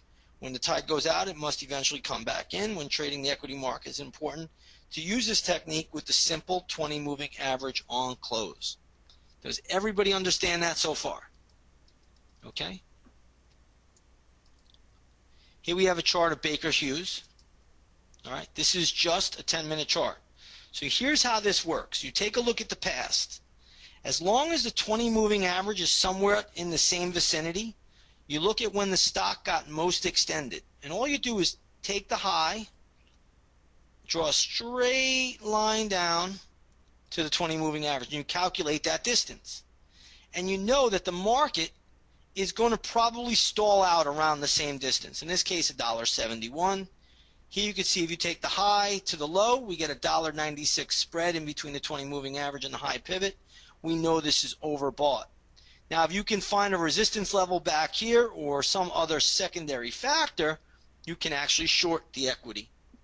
Okay, but you know it needs to come back in. Now, by some chance, if you happen to be long the equity, you're going to sell out up at that upper level. Okay, that's the best way to do it. All right, so you know price can only go too far away from the 20 moving average. Here's another example. This is a chart of GLD.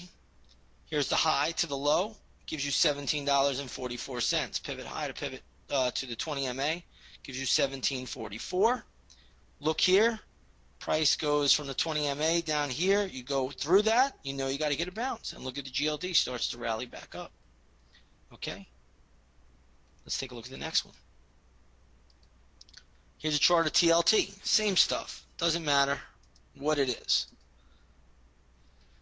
Pivot low, pivot high, calculate that measurement. Pivot low, pivot high into double top. Can you short this up here? You have a double top, 95 max extension. Absolutely. What would your stop out be on this, Johan? What would your stop out be on this? Yeah, 95.60, sure. Anything above 95. Especially, and if you get it here, where it has come all the way back in, you could just use the high as a stop out. Well done. Excellent.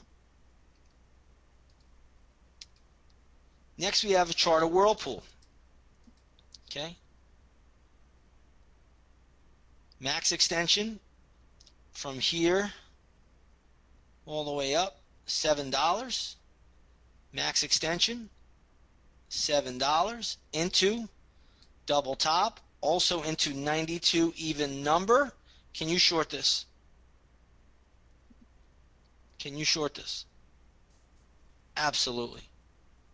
Absolutely. Okay. You could risk $1 or so from entry on close as a stop out, or put a pivot high above there on stop out. I mean, look at this thing. Look at the pullback on it. It's tremendous. All right? Happens all the time. Here's a chart of Google. 262 points from pivot high to the 20. Draw the line straight down. Here we get to around 256 points. We know Google's done going down, and look at it, starts to rally back up. Okay? It's going to be right in that general vicinity. Markets love to do what? What do markets love to do? Come on. Repeat themselves. Yeah. They love to repeat themselves. It happens over and over and over. It's just that we don't realize it. The people don't realize it.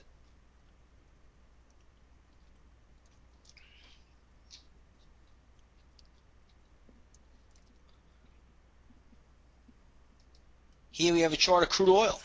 I did this live for an institution. Live. When I did these slides, I did this live for an institution. They paid me. They said, hey, can you show us, some of your techniques? I said, yeah, I'll show you this technique. I did this live for them, and I recorded the next day. I said, here, crude oil, is going to pull back tomorrow.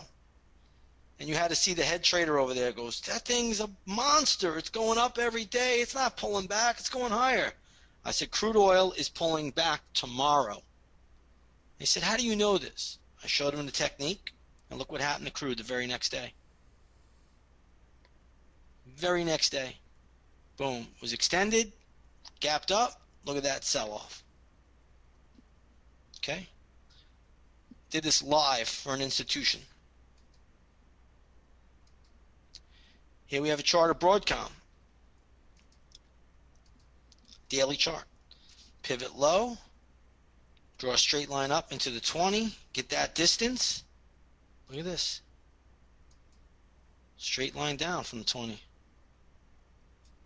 It can only go too far. That's its movement. That's what it has in the cards. That's it. Okay?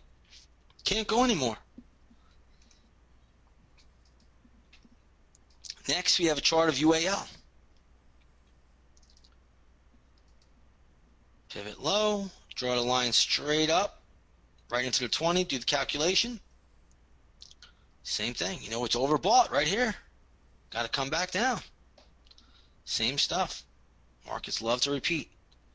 Okay? This is a 60-minute time frame. I use it every day. Here's a chart of Apple. Now this is one where it was a little bit tough because Apple, if you take a look at the 20 moving average back here, was around $150. But all the way up here, it's now at 500. So you don't have a good reference point. But what I did have, does anybody remember this? Me calling the top in Apple right here? Anybody with us back then? I told you guys. Doyle was with us. Doyle, remember in the when you came to the Tampa trading room with us? All right, Doyle was at Tampa trading room. I gave that to them first. I said Apple is going to collapse. Stock was almost approaching $700. I said Apple will pierce 700 and it will collapse. And look what happened. Boom. So if you took this high and you drew a line straight down, you're going to know that it was around here. We pierced it, and look at the move down. Okay? So I just knew a couple of reasons for Apple. One, we had a negative divergence, and I didn't get to indicators yet, but I'm going to get to that next. We had a negative divergence on a big weekly chart for Apple. But what does 7 represent? Anybody know?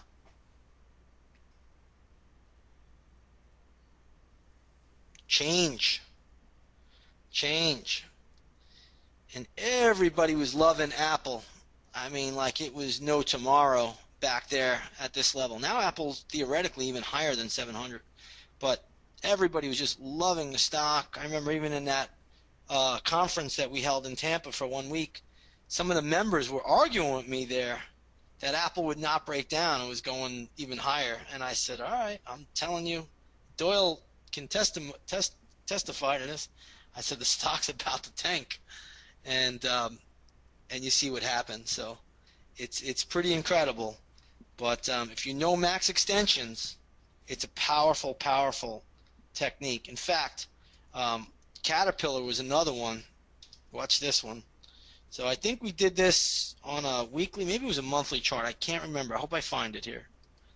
But We did this for the live trading group, and the guy goes, "Well, do Apple. Show me Caterpillar." He's being a wise guy. And I said, "All right, I'll show you Caterpillar." So I went to Caterpillar. I think this was it.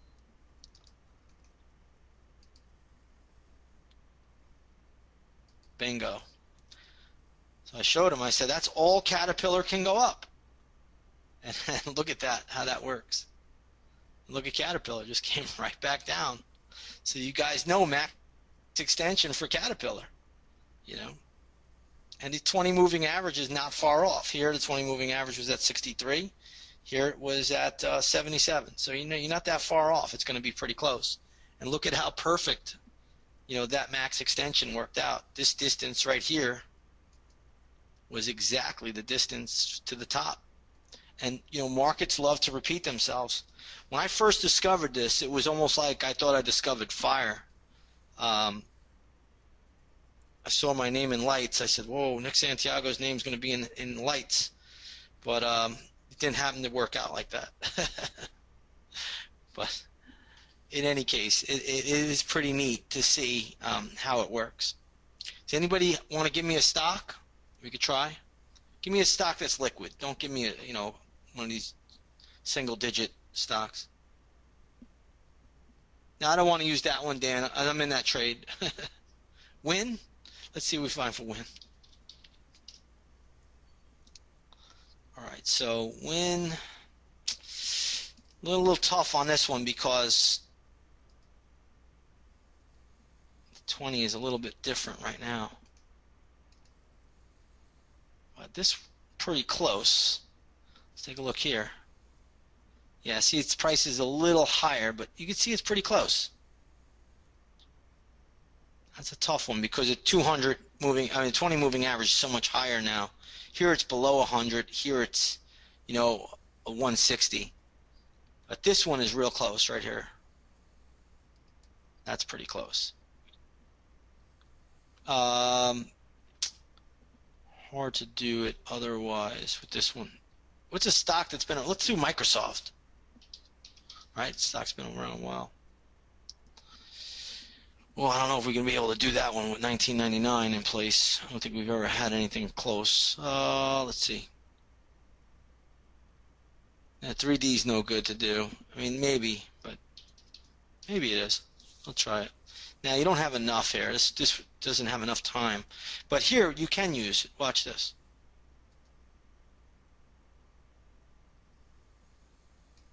All right. Yeah, bankrupt. That's not a good one.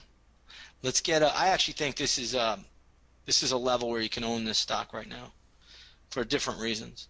Let me see what else. IBM. Yes, that's a good one. IBM. All right, so let's take a look at IBM. I'm just using monthlies here. Oh no, we got a better level here. Remember the 20. The secret of it is the 20 moving average has got to be somewhat in close proximity.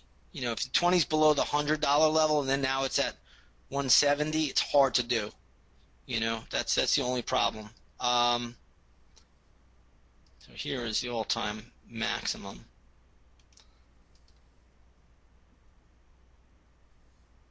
Yeah, so they can't do this one right now, but we could do it with probably one of these levels.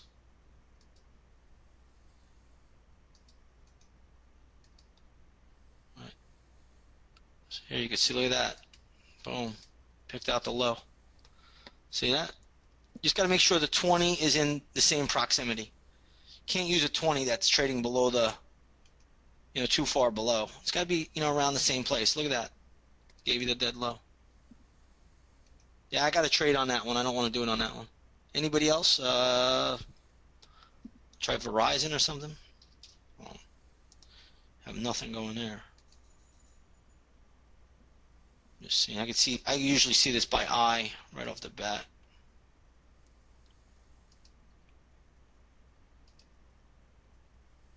Might be too small. There we go. I'll crook it. Let me make it a little clearer.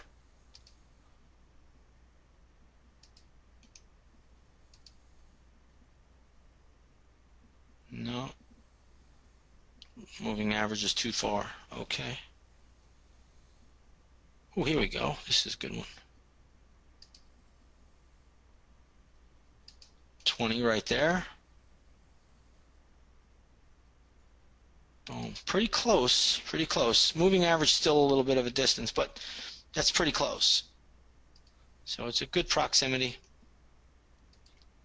Just trying to find something that's in the same range. But anyway, you get the idea of it. Okay? You get the idea? Yeah, you could use it for the spiders, sure. I don't see why not. But the spiders have never been, so you can't use it for now. Right? Can't use it for now. Got to use it back in the past. We could probably do it for here.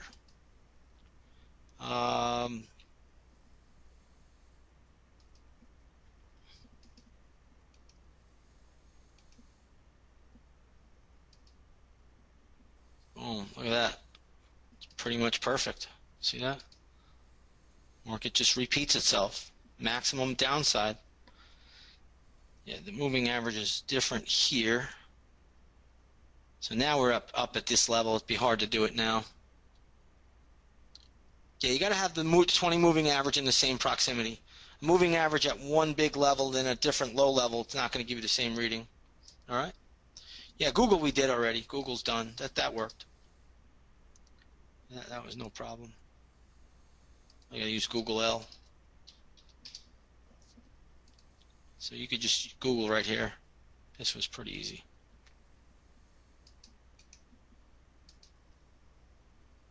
Look at that. Bingo. Now I don't know if it would be good because, yeah, see how the 20 moving average is in a different place now. Google L 20 moving average here was around 242. Here it was 258. This time around, Google moving average is at 470. Can't use that now, but you can see back here how it worked out. Okay? But you get the idea of it. It's a powerful technique. You can use it all day long. All right, let's go on. Anybody have any more questions about this? I think I covered it pretty well.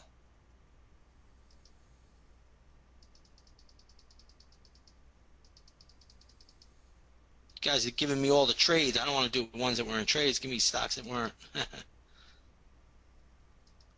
you got to make sure that 20 moving average is in the same proximity as the first extended move, okay? That's the trick to it. As long as you do that, it's fine.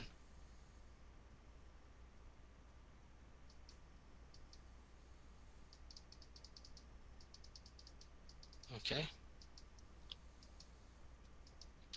Michelle saying, what should be the profit target on max extension? Well, you're going to just follow the same rules, Vishal. You trade it down into the support level. That's always the rule. Okay?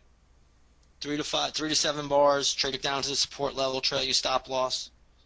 Use fibs, right, where your fib retrace will pull back to. I mean, you got to do all those kind of things.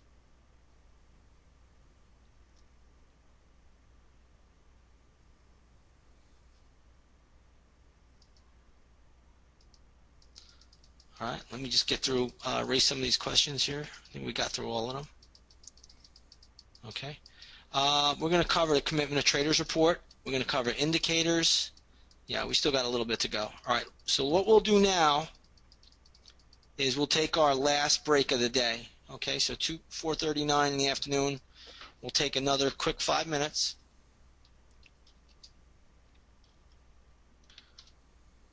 All right. And then be prepared. We're going to finish up. All right. We're going to go strong, probably right into 5:30, 6 o'clock.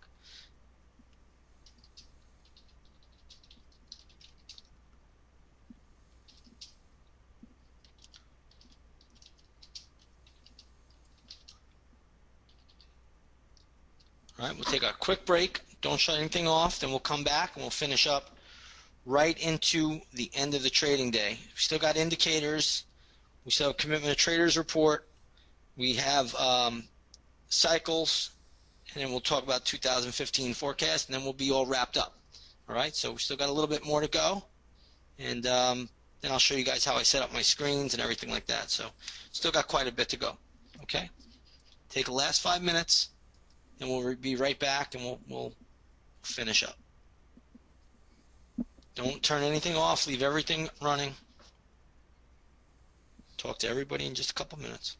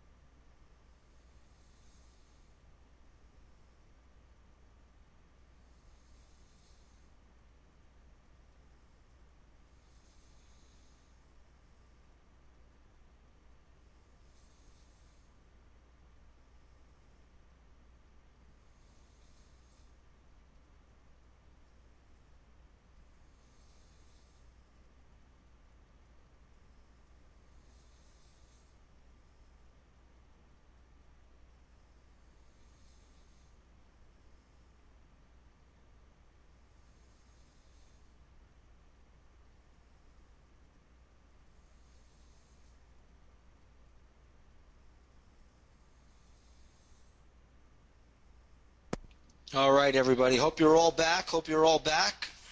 Give everybody just a couple seconds here. We're now going to talk about indicators, which I do not use very, very much, but I will show you how I do use them and when I will use them, okay? But I do not use them all that often. Um, So I will cover that now for you. All right, we're going to talk about indicators. Give everybody just a couple seconds to get back. All right, so one indicator that I like, and pretty much the only one I even use, would be a stochastic. Some of you could use, a MACD. Some of you will use a stochastic or an RSI or one of the many oscillators that are out there. But I like the MACD. It's a moving average convergence divergence. Here's the moving average. Here are the readings I use: 12, 26, 9. Okay, on close. So it's very simple. A lot of you may like a fast stochastic, a slow stochastic. It's all the same thing in my opinion. The only time I'll even look at an indicator is when price is making a double top or a higher high. If it is not making a double top or a higher high or a double bottom and a lower low, I will not even look at it. Pointless to me. Okay? I do not use it intraday at all. Okay? So here you could see price basically made a double top here. Not perfect double top, but just about a double top. You can make a case for an in-spirit double top, but notice what the MACD, if I could ever draw this line in straight, notice what the MACD did here. Take the blue line, you got a lower blue line. I like to use the bluer line because it seems to be the faster one. And you're going to see a lower high. That's telling us there's going to be some distribution, and the dollar came in. Now we were expecting the dollar to pull back. It's now pulling back. Looks like it could be bottoming out soon. I ultimately think that the U.S. dollar index, for the most part, from what I can tell right now, is probably nearing a pretty decent area, a little bit lower from here, around 89, maybe 87 on this continuous contract for a bottom. So right around, somewhere around here. If you're looking at the M contract, I would say it's probably a little bit higher. But either way, this for indicator reasons, this is where we're going to look when it's making a new high. Now I want to just go back and take a look at a weekly chart of this. I'll also show you some past calls we made. I think here we go. This was one. Right here. So this made a lower low. And then you're going to see that back here, I think we made a higher low. So there was one where the dollar put in a bottom and started to make a bit of a move to the upside. Also, if we roll this back a little bit more, I think we have a few others. Here, price made a new high. Here, price made a lower high. And then you can see how the dollar rolled over. Okay. I'm picking on the dollar because this is one that I like to use it for. I think it's pretty good use. Here, dollar is making new lows, and here you could see we make a higher low, and the dollar catches a nice little pop. See the dollar's making new lows here, and here you could see made a nice high, and the dollar catches a nice pop. All right, so you could see its many uses. But again, I don't use indicators all that much. I don't love them. I do think that they can be useful. I'm not saying that they can't be. I'm just saying that the only time I will use them is if I have a higher high, double top higher high, or a lower low. Now I'm going to show you this SPY, which is what we have going on right now. And you're going to notice the market, Spider's made a marginal high. But look what we have going on here. We've got lower highs on the MAC. So this is problematic. Now it has not closed below this midline right here. But once that happens, that could be real troublesome. And I think this is going to present problems for us in the second half of 2015. So that's just something I think is worth noting. And, we'll see how it plays out. But if these indicators are any sign of what can happen, it can be troublesome. I want to show you Apple. Let's get rid of that. And I'm just going to go back to where Apple made its high. So this is split adjusted.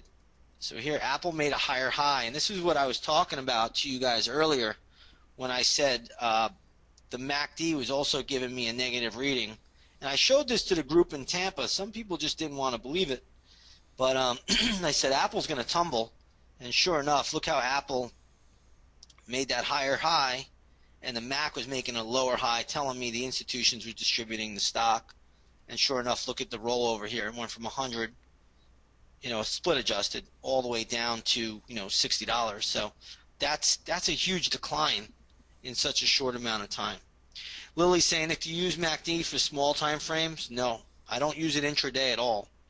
So I will not even look at it intraday. It's only on, I predominantly like to use them only when I see a higher high or a double top, mostly a higher high, or a new low or a double bottom. That's the only time I'll really even look at any indicator. And the only one I really use is the MACD.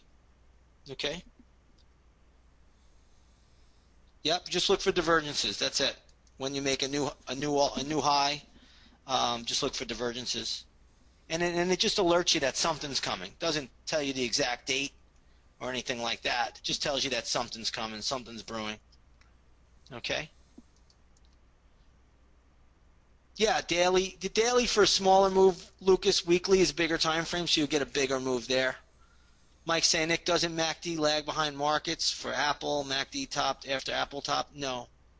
I mean, it is a lagging indicator, but it was telling you all along that when this could not make a new high, it was telling you there was distribution. Now, I had the high pivot for other reasons, but it was definitely alerting us to trouble. It's not going to give you an indication to the minute or the day, but it's going to tell you that there's trouble on the horizon. That's all it is.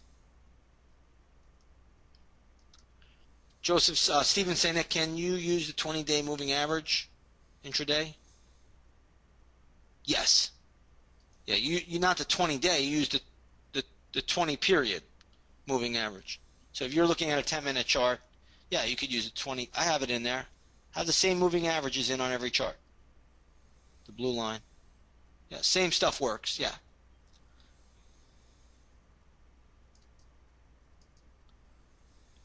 Richard saying, Nick, what do you think about money flow indicators? Kind of the same thing. They're all kind of the same thing. I don't love them. They're all kind of the same. Here's a good one on Apple on the daily. Look at this. Look at that. If you just throw the look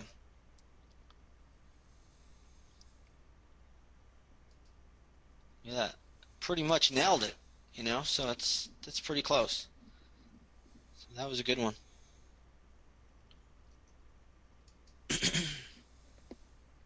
All right, so that's all I use. Any questions, guys, for indicators? Any other questions?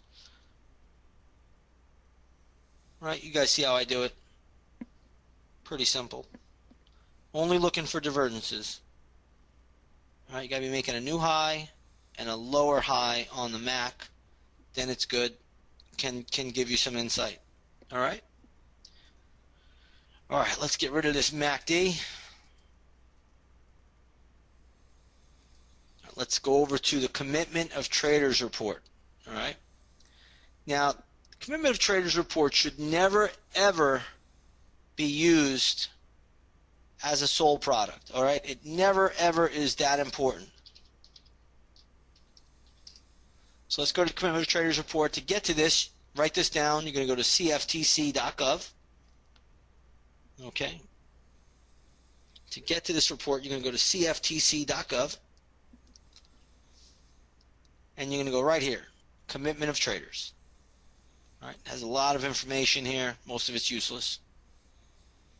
Right here, Commitment of Traders report. Everybody see that? And you'll tab right there.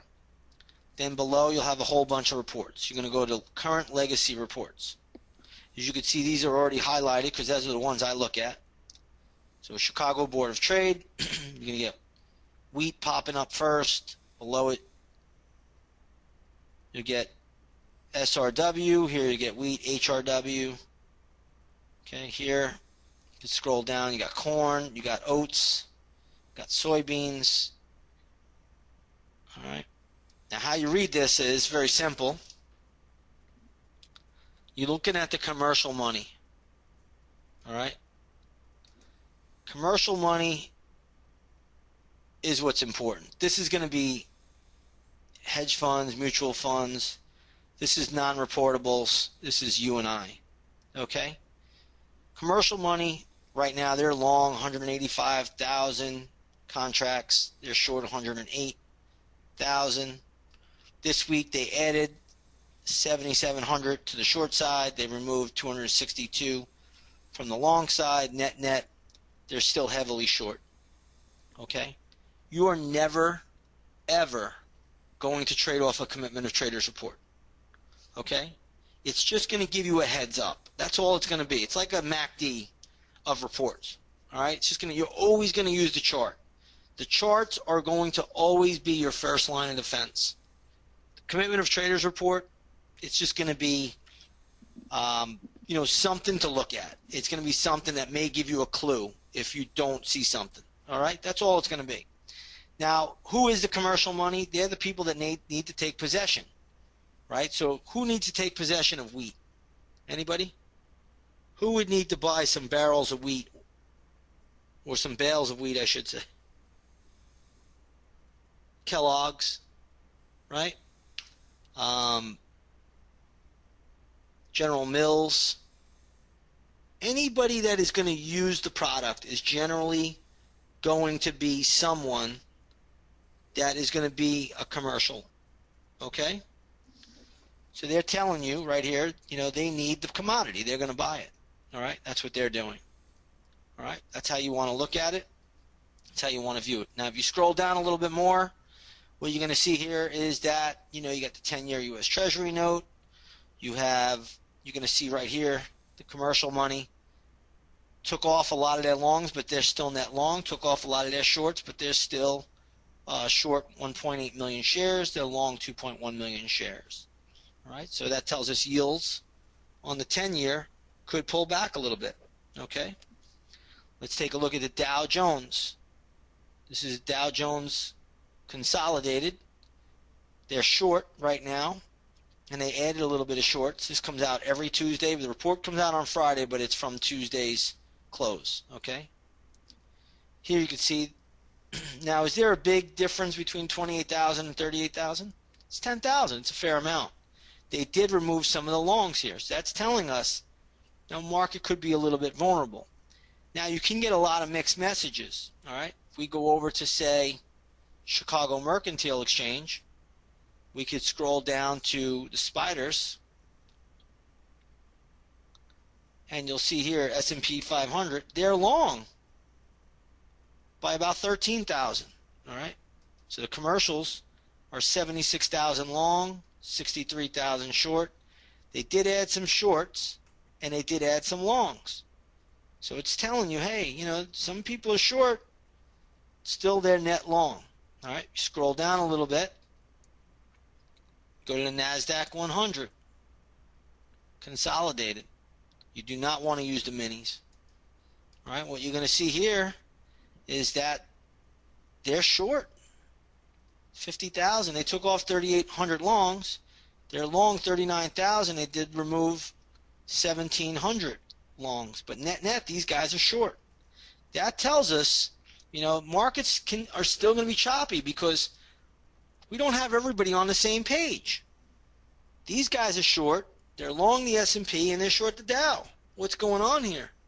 Right? So you want to just be a little bit careful. Know that we're still in for some turbulence, at least in the near term. Now, if you ever see the markets really start to put in big long positions or something like that, you want to take note of it, and you always want to refer back to your chart. Okay? This is not contrarian, Dan. No, it's not contrarian. So let's go back to the report, and you could go over to the Commodity Exchange Incorporated, which we will find silver, gold. Right now you can see the commercial money. They are still net short silver, 106,000 contracts versus 38,000. They added 429 longs, and they added 1,282 shorts. Okay? Now, who would be a commercial in the silver market? How about a silver miner? Right? silver miners, gold miners, these guys are the biggest commercials there. Maybe some electronics you on, but it's going to be really gold and silver miners. Sometimes you do get central bankers in there. Okay, they want to take possession. All right. So if you scroll down a little bit, go over to gold, and you'll see here they're short. They added 10,000 in the short line.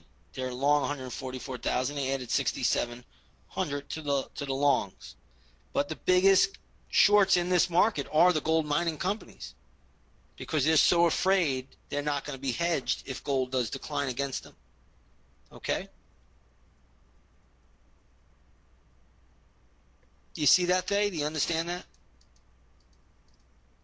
So say you're a gold miner and the price of gold goes down, you're going to be scared that the price of gold is going to go lower. Okay? Same way, you take a look at commercials in oil. Who would a commercial in oil be?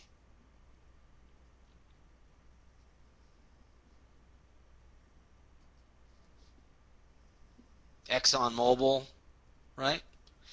Not necessarily an airline. I think Delta has a refinery, but it would be ExxonMobil, Chevron, Conoco, big integrateds, right? Sometimes refinery companies, right? Valero, Tesoro.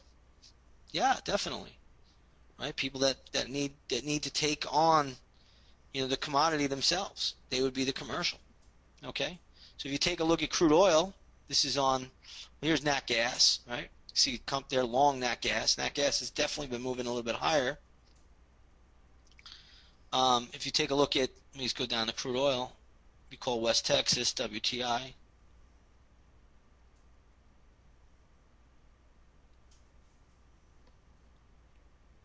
Got a lot of different swaps here, but let's go over to here. It is crude oil. All right. So you got crude oil, light sweet crude. Commercials, they're short. All right. The longs are still way, way, way lower than the shorts. Short commercial shorts, 926,000. The longs in the commercial, 604. They did add some longs, okay, but yeah, they're way short right now.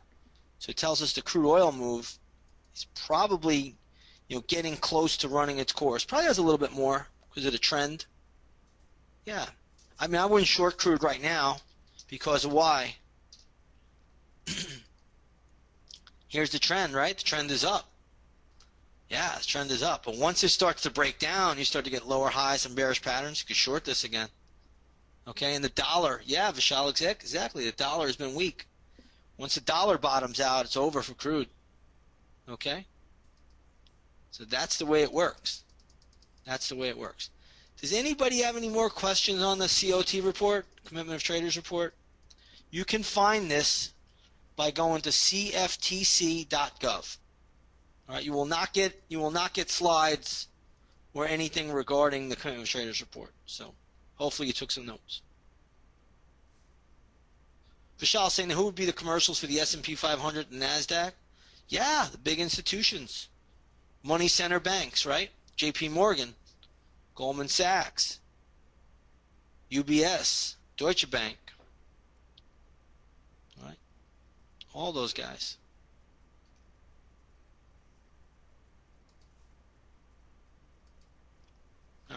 All right, we're going to move over now to cycles. All right, I'd like to end it off with a good, fun session, and we're going to talk about cycles. Yeah, I don't know what they are, Thay. I don't have inside privy information to that, so I don't know what the central bankers are via gold or silver. But let's get into cycles now. And what you're going to see here is I'm going to show you guys right now how I predicted the 2007 top virtually to the day and to the price, which was a little bit of luck, but 2008 collapse, which we knew what was coming. All right, so I'm going to show you guys exactly how we did that. Keith saying, Nick, since the shorts are much more in longs than in gold and silver, does that mean they will go down? You mean there's much more short money, right now in gold. And so they've been like that for a long, long time, for years. So it's not as bad as it has been. It's not as bad as it has been. But you got to check it, right? So remember, the commercials themselves are the short, the gold mining companies are basically the bulk of the shorts in there. So you got to watch that every week and watch for changes in the report. Okay? I watch it every week. Every Friday it comes out at 3:30. I look at it. And I'll update you on anything I'm seeing. All right, we're going to talk about cycles now. So earlier we talked about 3s, 7s, multiples of 3s and 7s. 3 plus 7 is 10. 10 is an important number. Does anybody know why? We have 9 digits. Okay? After that it ends and we go back to the infinite circle. Okay? Very, very important. No beginning, no end. Multiples of 3s and 7s, multiples of 10s. 10s are very important as well, right? Right now we're looking at a 10-year cycle that almost is repeating just like it did 10 years ago. All right, 2015 is looking just like it did in 2005. Study past cycles. 1907 stock market crash plus 100 years. 2007. 1880 stock market bottom, okay, was in 1880. You had a 7-year depression. Okay, add 50 years, you get 1929.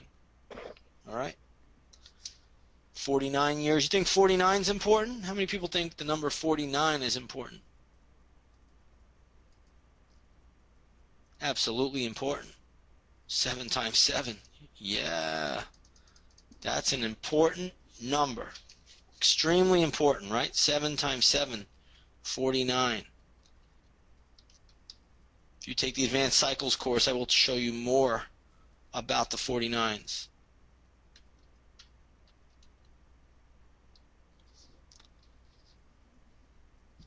All right, let's take a look next. The power of 10. All right, 100-year cycles, 10-year cycles, multiples of 10s are very, very important. How about 70 years? You think 70 is important? Absolutely. Oh yeah, 70 is extremely big time important, not even regular important. 70 is incredibly important. All right? Very, very important number.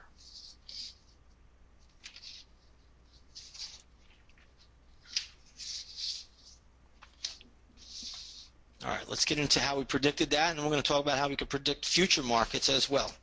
All right?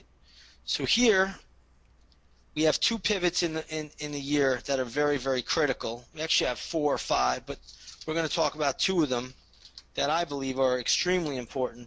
And one of them right off the bat is March. Now the month of March is extremely important for one reason. It is generally the 3rd month, right? So if you take a look at a Gregorian calendar, January is the 1st month of the year. February is the 2nd month. March is the 3rd month. But back in ancient times, March was the most important part of the year. In a lot of calendars, March would be the start of the new beginning. So you would come out of winter and you would start spring. The Nile River in Egypt would flood. We would get crops. They would get fish. They would get all sorts of new beginnings. So March was incredibly important. Okay, October is also very important because this was harvest time. Okay, October is the 7th month from March. Okay, October is also the month where you get the most panics. Okay, it's also considered a 10 month of the Gregorian calendar. So October and March, 2 pivotal months. We also have the month of May and July. Okay, how many of you have heard the term sell in May and go away? Okay, May is the 3rd month from March, March being number 1, April being number 2, May being the 3rd month. Okay, we also have July. Why would July be important? Anybody? You got it, Jim. Yeah, July is number 7, right? What does 7 represent? What does 7 represent? 7 represents change. Okay? 7 represents change. So July is a very pivotal month. So after you get past the 4th of July holiday, It's funny how the 4th of July is celebrated in the United States, right? Did that month, 4th of July, change anything as far as history goes? Absolutely, right? Absolutely. Revolutionary War, yeah. Changed the whole world as we know it. Okay, so we know July is very, very pivotal. Remember that chart I showed you guys earlier, where I went long? I said, here we had a 21 count. Head and shoulder top was in place, but we decided to go against it. I put out a long trade there. I went long the S&P, and we had that huge move, almost 100 points in the S&P in a week. All right, that was in the month of July, pivotal month. All right, that was also another factor. When you take advanced cycles course, you'll get to learn how a lot of times I could predict where market turning points are going to be. It's not 100%, but I've been fairly accurate for many, many years, and hopefully I could do it for many, many more. Okay? Jim say, Nick, have you measured any of these years from the 1976 birth date? Yeah, I've done a lot of that. That's more advanced cycle stuff, but I definitely use that date a lot. All right, here we have 70 years from 1930. Okay, so if you go 1929, 1930, we had a crash into 1932. 70 years from 1930 gives you what year? 70 plus 1930 gives you 2000. What happened in 2000, Brandon? What happened in 2000? Yeah, it crashed, right? Tech wreck, yeah, internet bubble, all of that. Yep, that's exactly it. Then we had 1932 as the stock market bottom. What happened in 2002? 70 years later, stock market bottom. Yeah, 2002, the market bottomed, right? Got the higher low in March 2003, and the rally started. Okay, very good. Let's go back for 1 minute. So we have 1937, which is right here. 1937. Anybody know what happened in 1937? Stock market crash. Yeah, stock market crash. 70 years plus 1937 gives you what? 2007. Very good. Yep, 2007. Was that a pivotal year? You betcha. October 11th, 2007, the stock market peaked out. Okay. Stock market top, 2007. Big time year. 1987. Add 21 years to the 1987 crash. What do you get? 21 years to the 1987 crash, you get 2008. Was that a pivotal year? You betcha. You betcha. Okay, it was a huge year. All right. Market was very volatile, seen some major, major declines, big time sell-off. 2000 top, 2007, 7 years. 2000 top, 10 year, add 10 years, you got the 2010 flash crash. Okay. Market bottoms, usually 3.5 years, usually get top to bottom. Bear markets rarely last more than that time. Okay.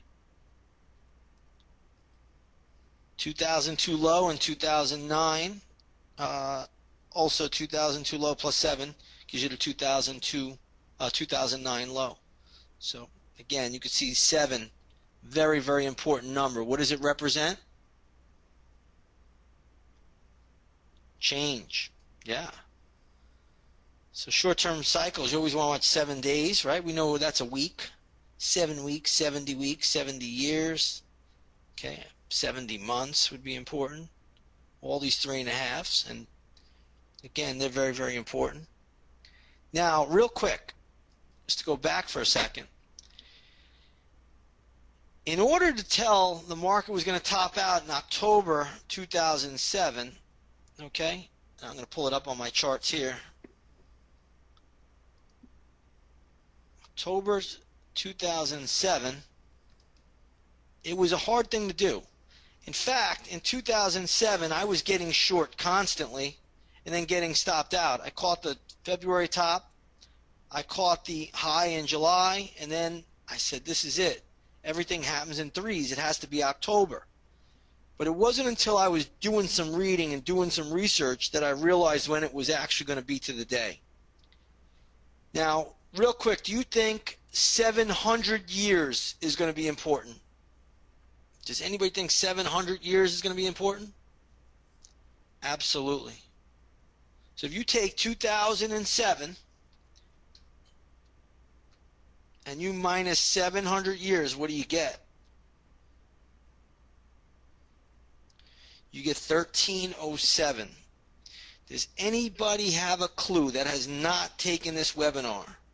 What happened in 1307? Let me see my history buffs in here. No idea? Okay. Crusades? Close.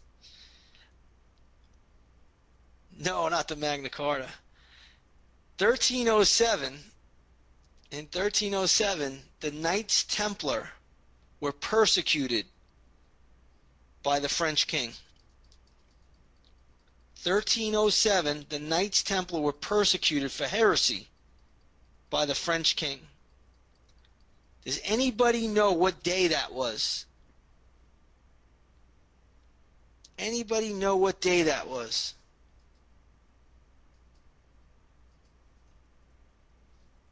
It was Friday the 13th. It was Friday the 13th.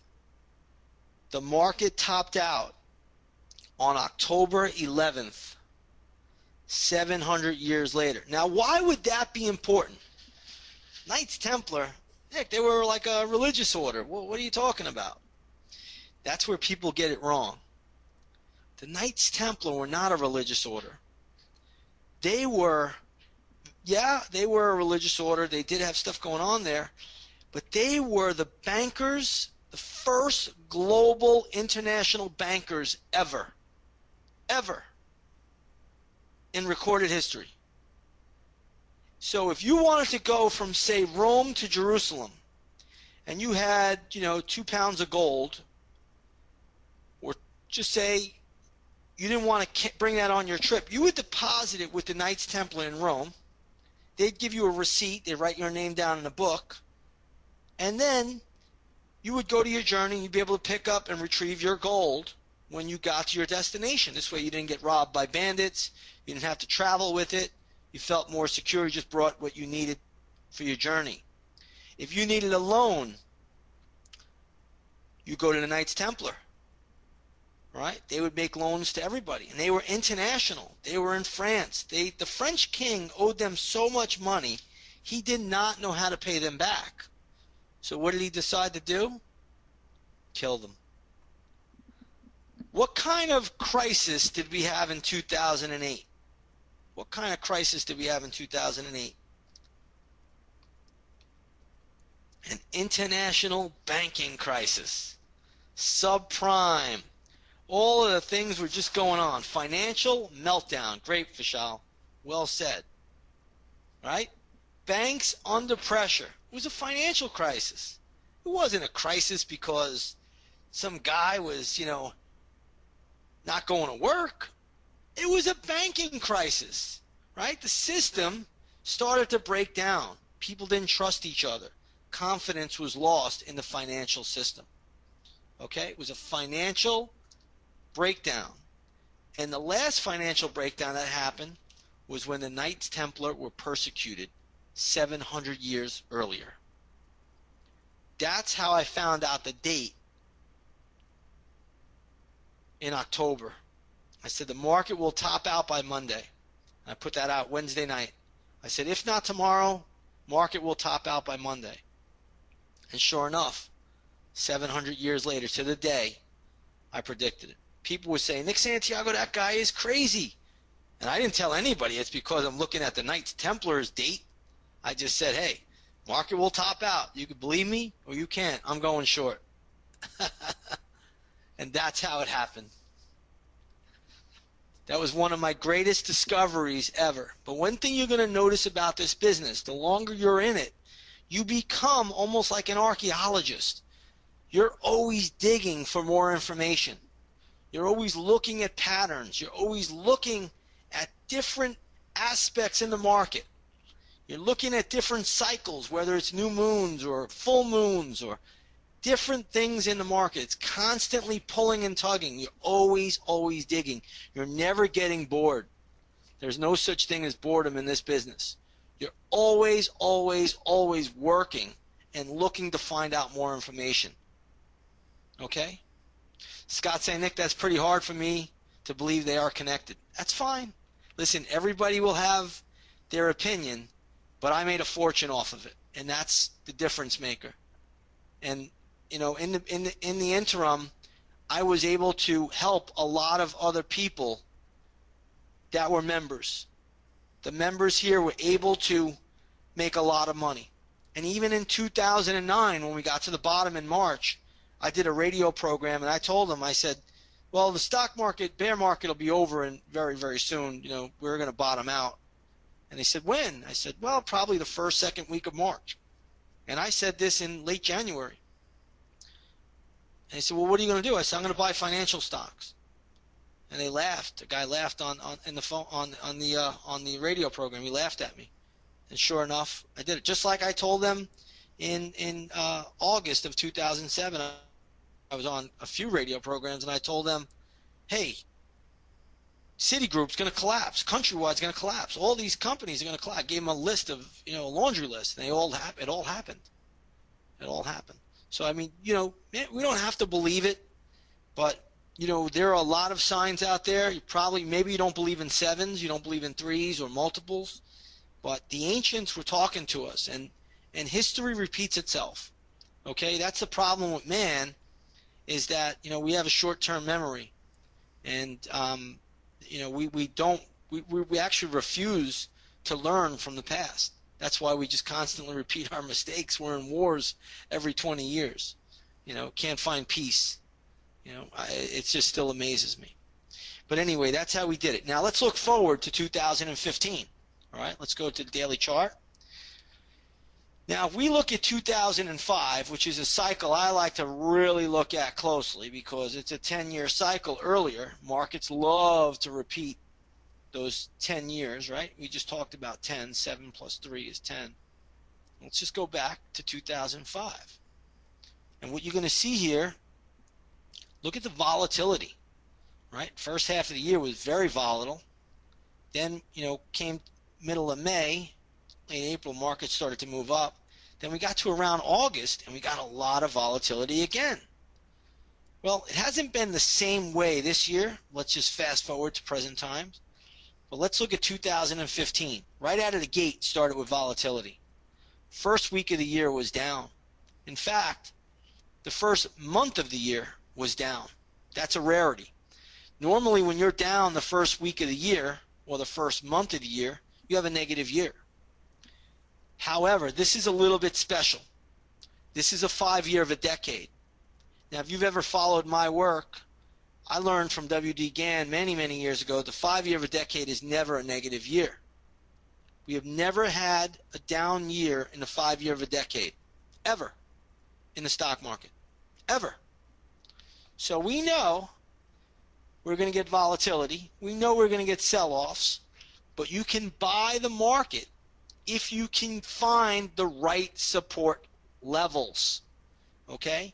If you can find the right levels, you can buy the market. Now, you guys know from today, if you follow all the rules and you follow everything that we showed you, you guys can find the trend, you can find the buy points, and you can get into equities at the right levels, okay? 2005 presents tremendous, tremendous buying opportunities if you could find the right bottoming levels. Now, we're in the month of May. We still should get some fair volatility, but theoretically the market should go up into mid-June, potentially early July. That's when I'm going to be very much more cautious on this market. And then that's when I'll start to look for a lot of shorting opportunities. Okay? right now there are shorting opportunities out there, but they're probably a handful. They are not coming in abundance. But that's when we need to really, really be careful. When we get to the second half of this year, when we get past the 4th of July holiday, I think traders are going to really need to be concerned that the bull is going to end to a certain degree for 2015. But it will ultimately lead to a buying opportunity. Then when we get toward the latter part of the year, we start to get bullish again. Okay? Yeah, Lucas, that's true. 666, 2009 low in the S&P. Scary stuff. Okay?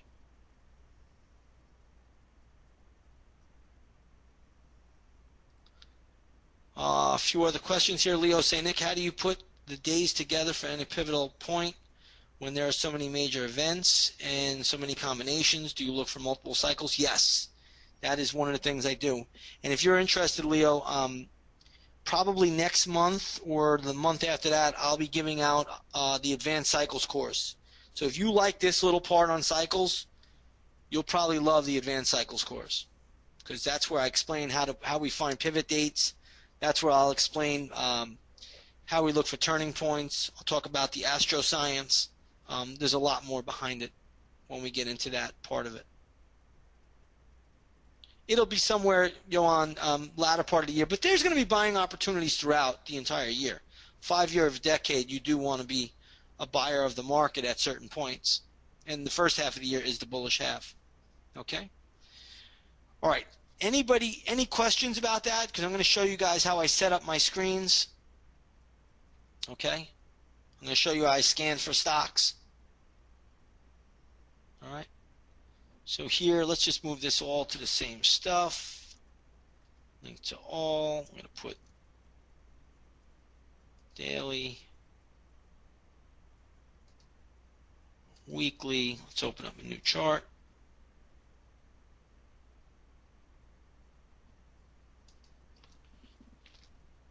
Let's go monthly here.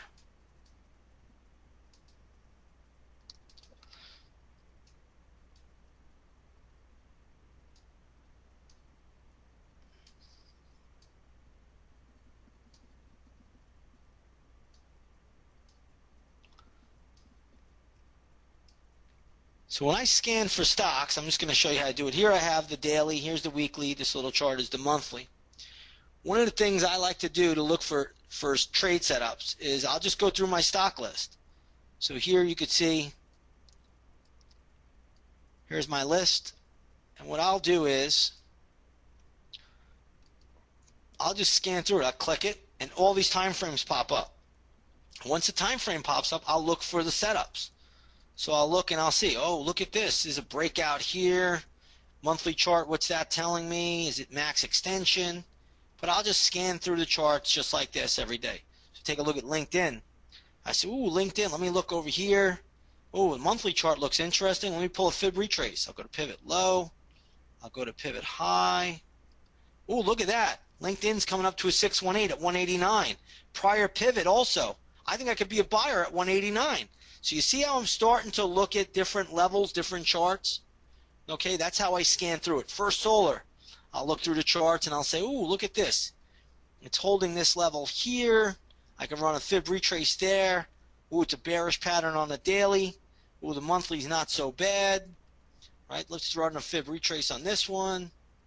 I'll look and I'll say, oh, it's at 382. No wonder why it held up. Okay, so this is what I like to do. I like to look at all these time frames simultaneously. Now obviously I have 4 screens on this system and I have another system with another 4 screens. So I'm running 2 systems simultaneously with 8 screens back to back. But one is predominantly just for execution, which I like to keep on a separate computer. E-signal charts I keep on this one computer. Okay? But this is how I look for stocks. I could do it so quickly, so fast. People are like, how do you guys find all these trades? I'm always looking. Look at STX, right up into a bow tie necktie. That's a resistance level. That's a weekly chart. Then you get in the pullback. So I'm always looking at different things. Now, obviously, I'm not going to do it here, but normally I have my 20, my 50, and my 200 moving average in here as well. Okay? But you just go through all of these charts over and over again, and you just see what else is out there, right? So you could see a stock like, say, IBM, here was max extension, put the bottom in at 150. That's also a big halfway point between 100 and 200, so 150 is a big, big number. Okay, and this has had a nice bounce, nice retrace back up. Where could this go? Maybe it goes to 180. That's where you're going to hit resistance. You got gap fill at 182. Okay, so you know 180 to 182 is going to be a huge resistance for IBM, possibly even a shorting opportunity.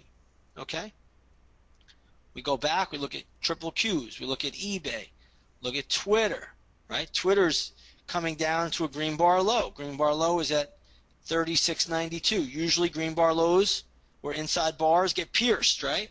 So you'd look at 36.20, somewhere around there for, potential low in Twitter. Western Digital, another stock, high, lower high, that's bearish, makes a lower high here. This can go back down again. How high could it go? Maybe 101, 102, and then, it's pretty weak. So we're always looking at different things on the charts.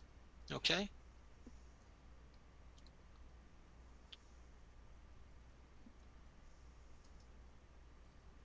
Yeah, it's all the same stuff, Doyle. I'm just showing you guys how I scan through it. Right? So you guys know what to look for now. I mean, you guys now have in your arsenal all of the time counts. You have moving averages. You have gap windows, retraces. You know the patterns like head and shoulders, wedges, consolidation. You guys know drop and pop. You know pivots to a low. You know trend lines now for identifying breakouts and breakdowns. You guys have a whole army of tools now. Yeah, I didn't put it in there, Jim. I just made this chart right now. I didn't get a chance to put it in there. I'm just showing you how I scan for all the different charts. Okay? But you guys now have a whole arsenal to look at different equities, okay? And what you should look for. The one thing I got to recommend that you do is take it slow. You take it real slow, study, get the study material, look it over, get your actual charts out, you start practicing, practice, practice, practice. When you're applying anything that you learned today, you start out with small share size, okay? And then you can always increase your share size as you get more confidence. Because it's all about learning and it's all about having confidence in what you're doing. Once you do that, sky's the limit of what you're capable of. We've taken traders that have never traded before and now trade bigger accounts than I do. That's the truth. So again, you take this stuff that you've learned today, take it slow. I know it's a lot to take in. We've gone almost 8 hours long today. That's okay, Susan. That's okay. Everybody's got to start somewhere. And I appreciate your honesty. Susan's saying she didn't even know how to short a stock. That's okay. When you short a stock, you're borrowing it from your broker. Then you're going to return it when you buy it back, hopefully at a lower price, and you pocket the difference. Okay? Mark saying, if you offer any one-on-one coaching, I mean, I have done it before. I do have a few people that I do it for. It's a little expensive, but a couple institutions have me on retainer for now. But I've done it.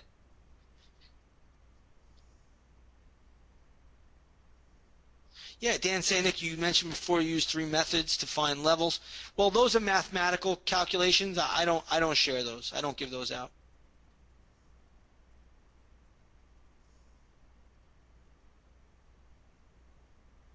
Brandon, have a great day. I'm glad you can make it today. I'm glad you enjoyed it. Glad you loved it. I can't ask for more than that. Tell your wife we said happy birthday. Don't get in trouble. Scott saying, Nick, would you say you've made more shorting or going long in your career? Well, in 2008, I shorted way more. Since then, it's been a harder market to short. So recently, I would say I've gone long much more than short. I'd rather be long right now with all the liquidity in the system. Okay? Long as there's a lot of easy money out there, that always favors the upside. And if you guys come over, take the Advanced Cycles group, I'll explain the business cycle to you. I'll also explain how, when I bought real estate in 2000, late 2011, it was a real good time to get involved. I bought my house for pennies on the dollar. It's over doubled, almost tripled. You're welcome, Suresh. I'm glad you enjoyed it.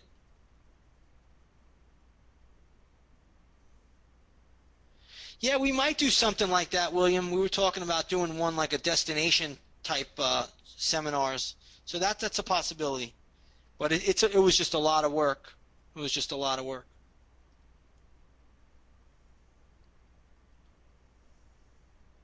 It's on the website, Chiyuk, on the Advanced Cycles course. You can find out all the information on the website, prices and everything there.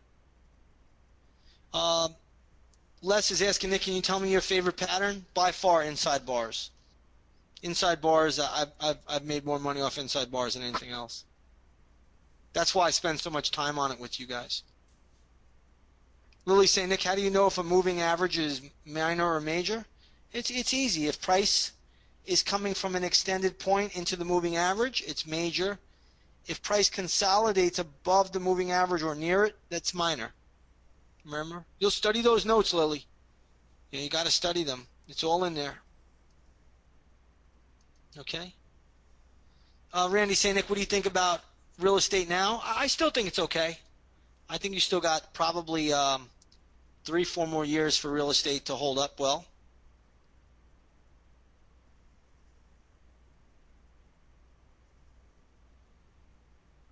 Lucas saying, Nick, I know Joy's an options alert. Do you think you could share with us? Yeah, I mean, sure. Look what you got for Joy. Let's just move this over to weekly chart. What kind of pattern is this? I mean, you don't even need me to tell you this one. What kind of pattern is that? Down bar? Anybody? Inside bar. All right, let's look at the weekly chart and a monthly.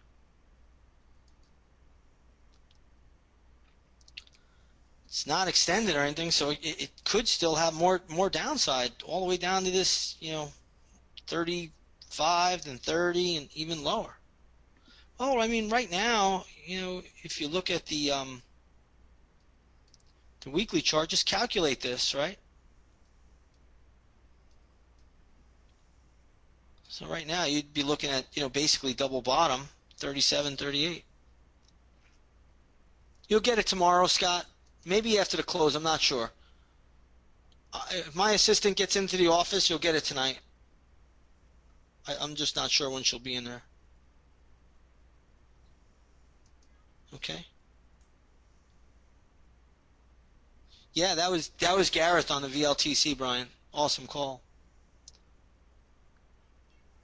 We do everything online, Imad, at this stage of the game. We did do an in-house call, a course at our trading room, but we only did that once. That was when I gave the Apple call to them. We did that for a week in-house.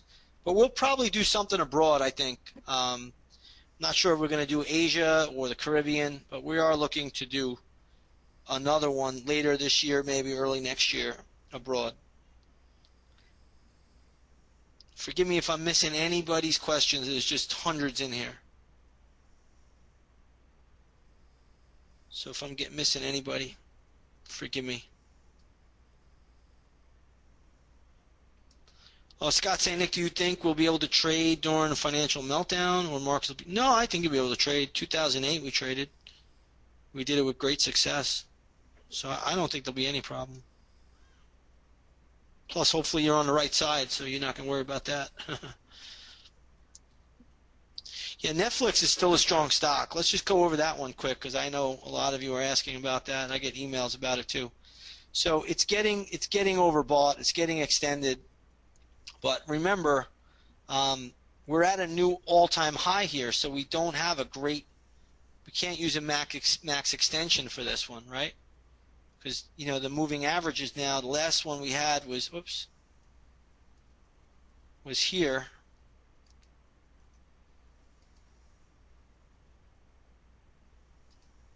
So, I mean, this should go to 650. I don't see why it won't. At least that, if not higher, because the moving average back here was only $225. Now the moving average is 400, so this can actually go higher. Okay. Hard to use a max extension for this one. All right.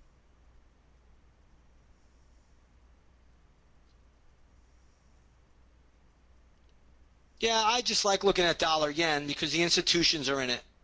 So I know as long as the institutions are in dollar yen, um, they're all looking for dollar yen to go higher as well, and then more liquidity will come into the system.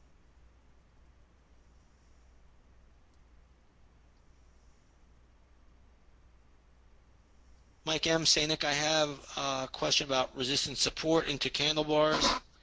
Often we look at resistance into a red bar open versus high, and support being green bar open versus low. Can you explain? I'm not really sure I even understand that question. Um, you know, do you have an example or a chart I could look at? I don't even know what you're really saying, to be honest. Forgive me, Mike. I always try to help you as much as I can, but I'm not sure what you're even asking there. So you're talking about markets moving up into red bar highs? Let me just go to well,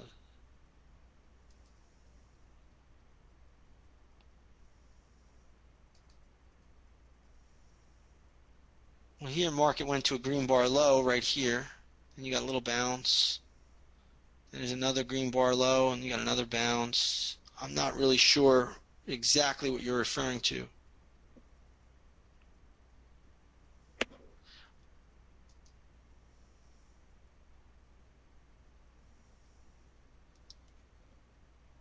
You're welcome, Susan. Take it slow. Just take it slow and take your time, and you'll get it. I know you're new to technicals, but you're going to be fine. Mike saying, Nick, when we look at day trades, remember you always talk about the opening red bar being resistance. Well, it doesn't matter. Everything is, anytime you have a wide range bar, so see here, what did price do? It went into it, consolidated, then it made a little bit of a move higher. Okay? So anytime you got a red bar, that's always gonna be some resistance there. That's what markets do. They consolidate to go into those. Right? That's just a normal ebb and flow. But I'm not sure if they always want to test them, right? So you consolidated here, you push back up, then you pulled back a little bit. See how it tested the red bar high? Then it got through there with mega volume. Now it wants to test this high. That's what markets do. It's always a test. No, it's always the high of the wick. Everything's the high bar, right? It's not the body. Only the bodies we're using for a narrow body. It's always the high wick, always.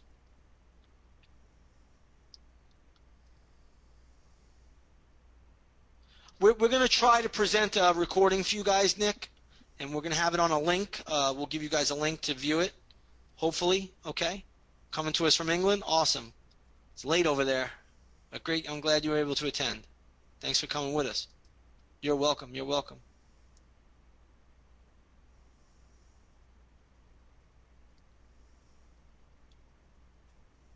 Anything's possible, Jim, unfortunately, but I like that you're out here learning everything right now. That's the way to do it. You're welcome. Appreciate all the nice words. Again, we'll get all the information out to you. The slides and everything will be out to you shortly. Okay? All right. I'm going to wrap it up. I want everybody to have a great weekend. God bless. And again, it was a great class today. Great class. We had a lot of fun. And we'll do it again. All right? Take care, everybody.